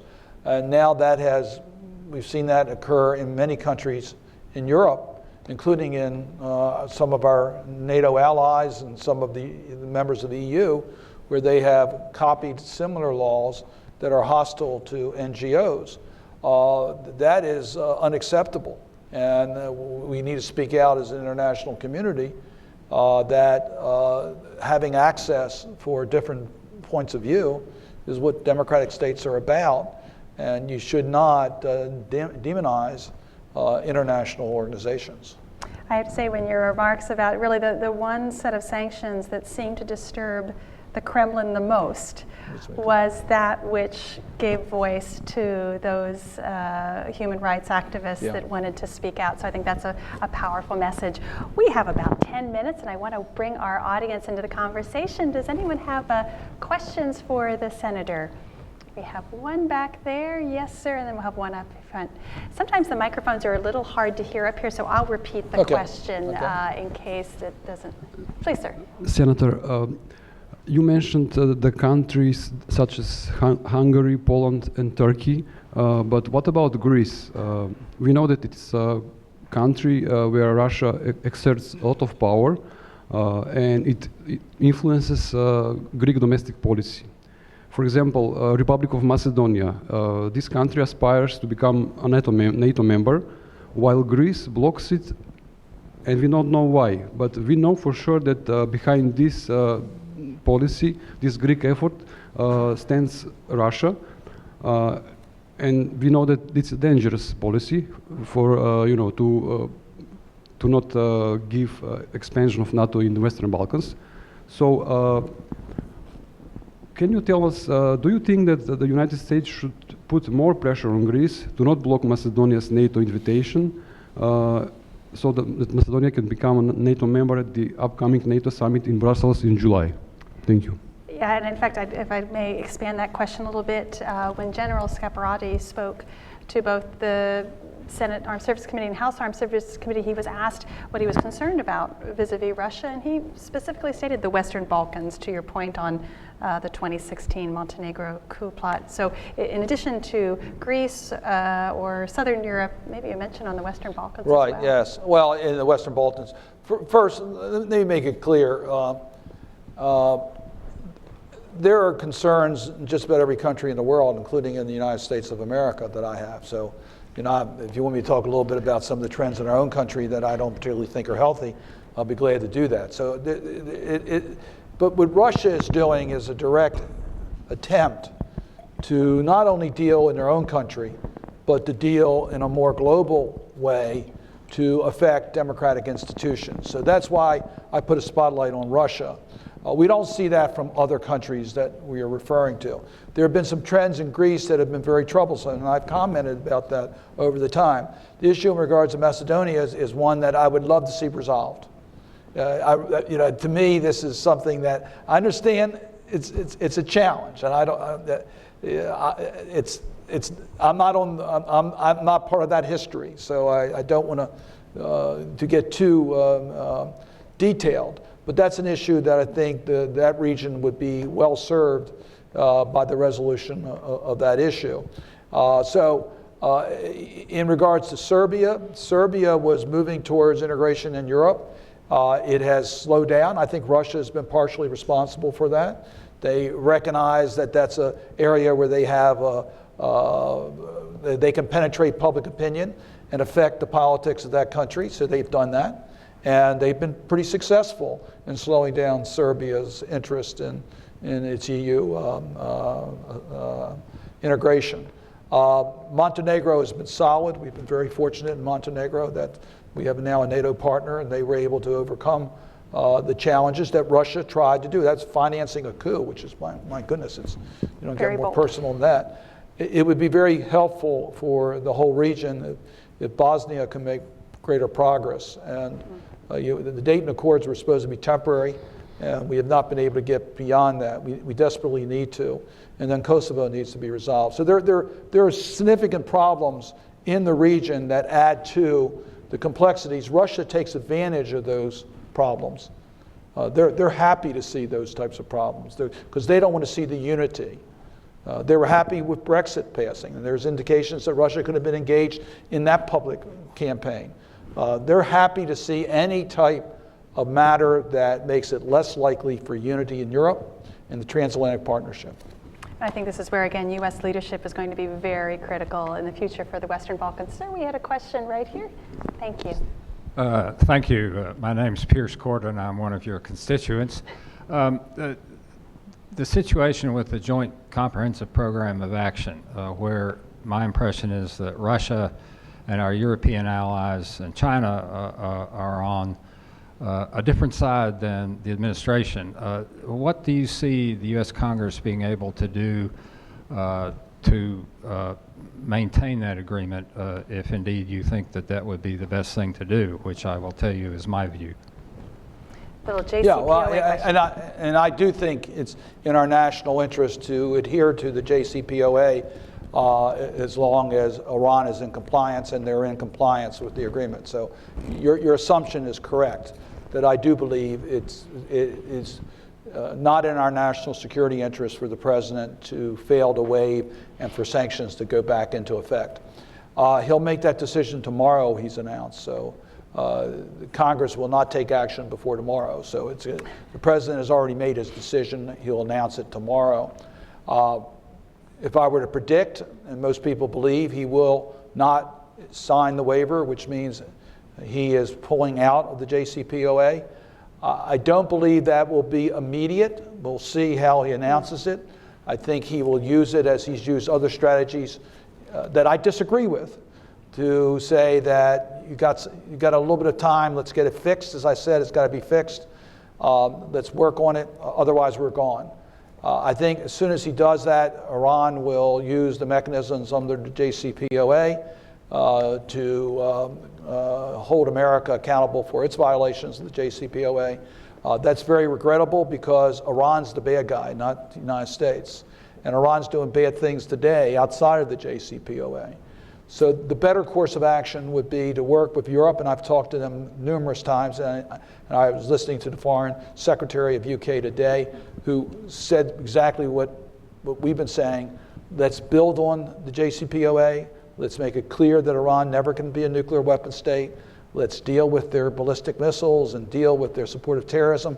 We can impose sanctions there. So let's build on the JCPOA. Let's not eliminate it. I think the president's made up his mind. Congress can do very little. This is an executive agreement. It was entered into under executive authorities of waiver. There is no role for Congress in regards to the president withdrawing from the JCPOA. I want to just chime in on that before I have one last question. It seems to me that we really lost the ability to ratify treaties, to go through that process as difficult as it is, the floor time that it takes. And this is a real shortcoming because it reduces the role of Congress and the people expressing their will on these agreements. Do you see any hopeful future where the Senate could get back to an SFRC to ratifying treaties again? We have a hard time ratifying treaties that have no controversy whatsoever. Tax treaties, treaties for the disabled, which have no requirements for the United States. It's all one-sided. Haven't been able to do that. Law of the sea. That's my special one. Law of the sea, there's no excuse for not ratifying that. It just works against us. So all of these, there's no reason. These are non-controversial treaties, bipartisan support. And we can't get 2/3 of the vote that the Senate requires. So I find that very frustrating because you're exactly right. It would have been better to have the Iran nuclear agreement as a treaty. You're right. That way it doesn't change from one administration to the next. During the consideration, I worked with Senator Corker, bipartisan, to pass the Review Act. So Congress had a role. But that was because the president was doing things that was taking away the power of Congress. It wasn't so much for us to codify what he was doing. And the review statute, I think, worked. From the point of view, we had a much more open process. I think it was a stronger agreement. The American people understood it better. I think it did do its work. But we don't have the stability from one administration to the next because, quite frankly, I don't think anyone envisioned once the agreement was signed and executed and enforced and there weren't violations that the next administration, even if it was a Republican administration, would pull out of it. And I don't think the Europeans expected that. So you're right. We'd be better off ratifying treaties. But in the short term, that's not going to happen. It's going to require a different standard to be used by the Senate on ratification than we've been using in the last 20 years. Well, Senator Cardin, my watch says it's time to let you go back to Congress, but we wish we could keep you here. Can I stay here rather than go back there? I would love for you to stay here, but you are a needed message of U.S. leadership, of values, of bipartisanship, of unity, and that's the best medicine we can have at the end of a long day. So thank you all sir. very much. Thank Appreciate you. it. Yes, yes, yes, yes.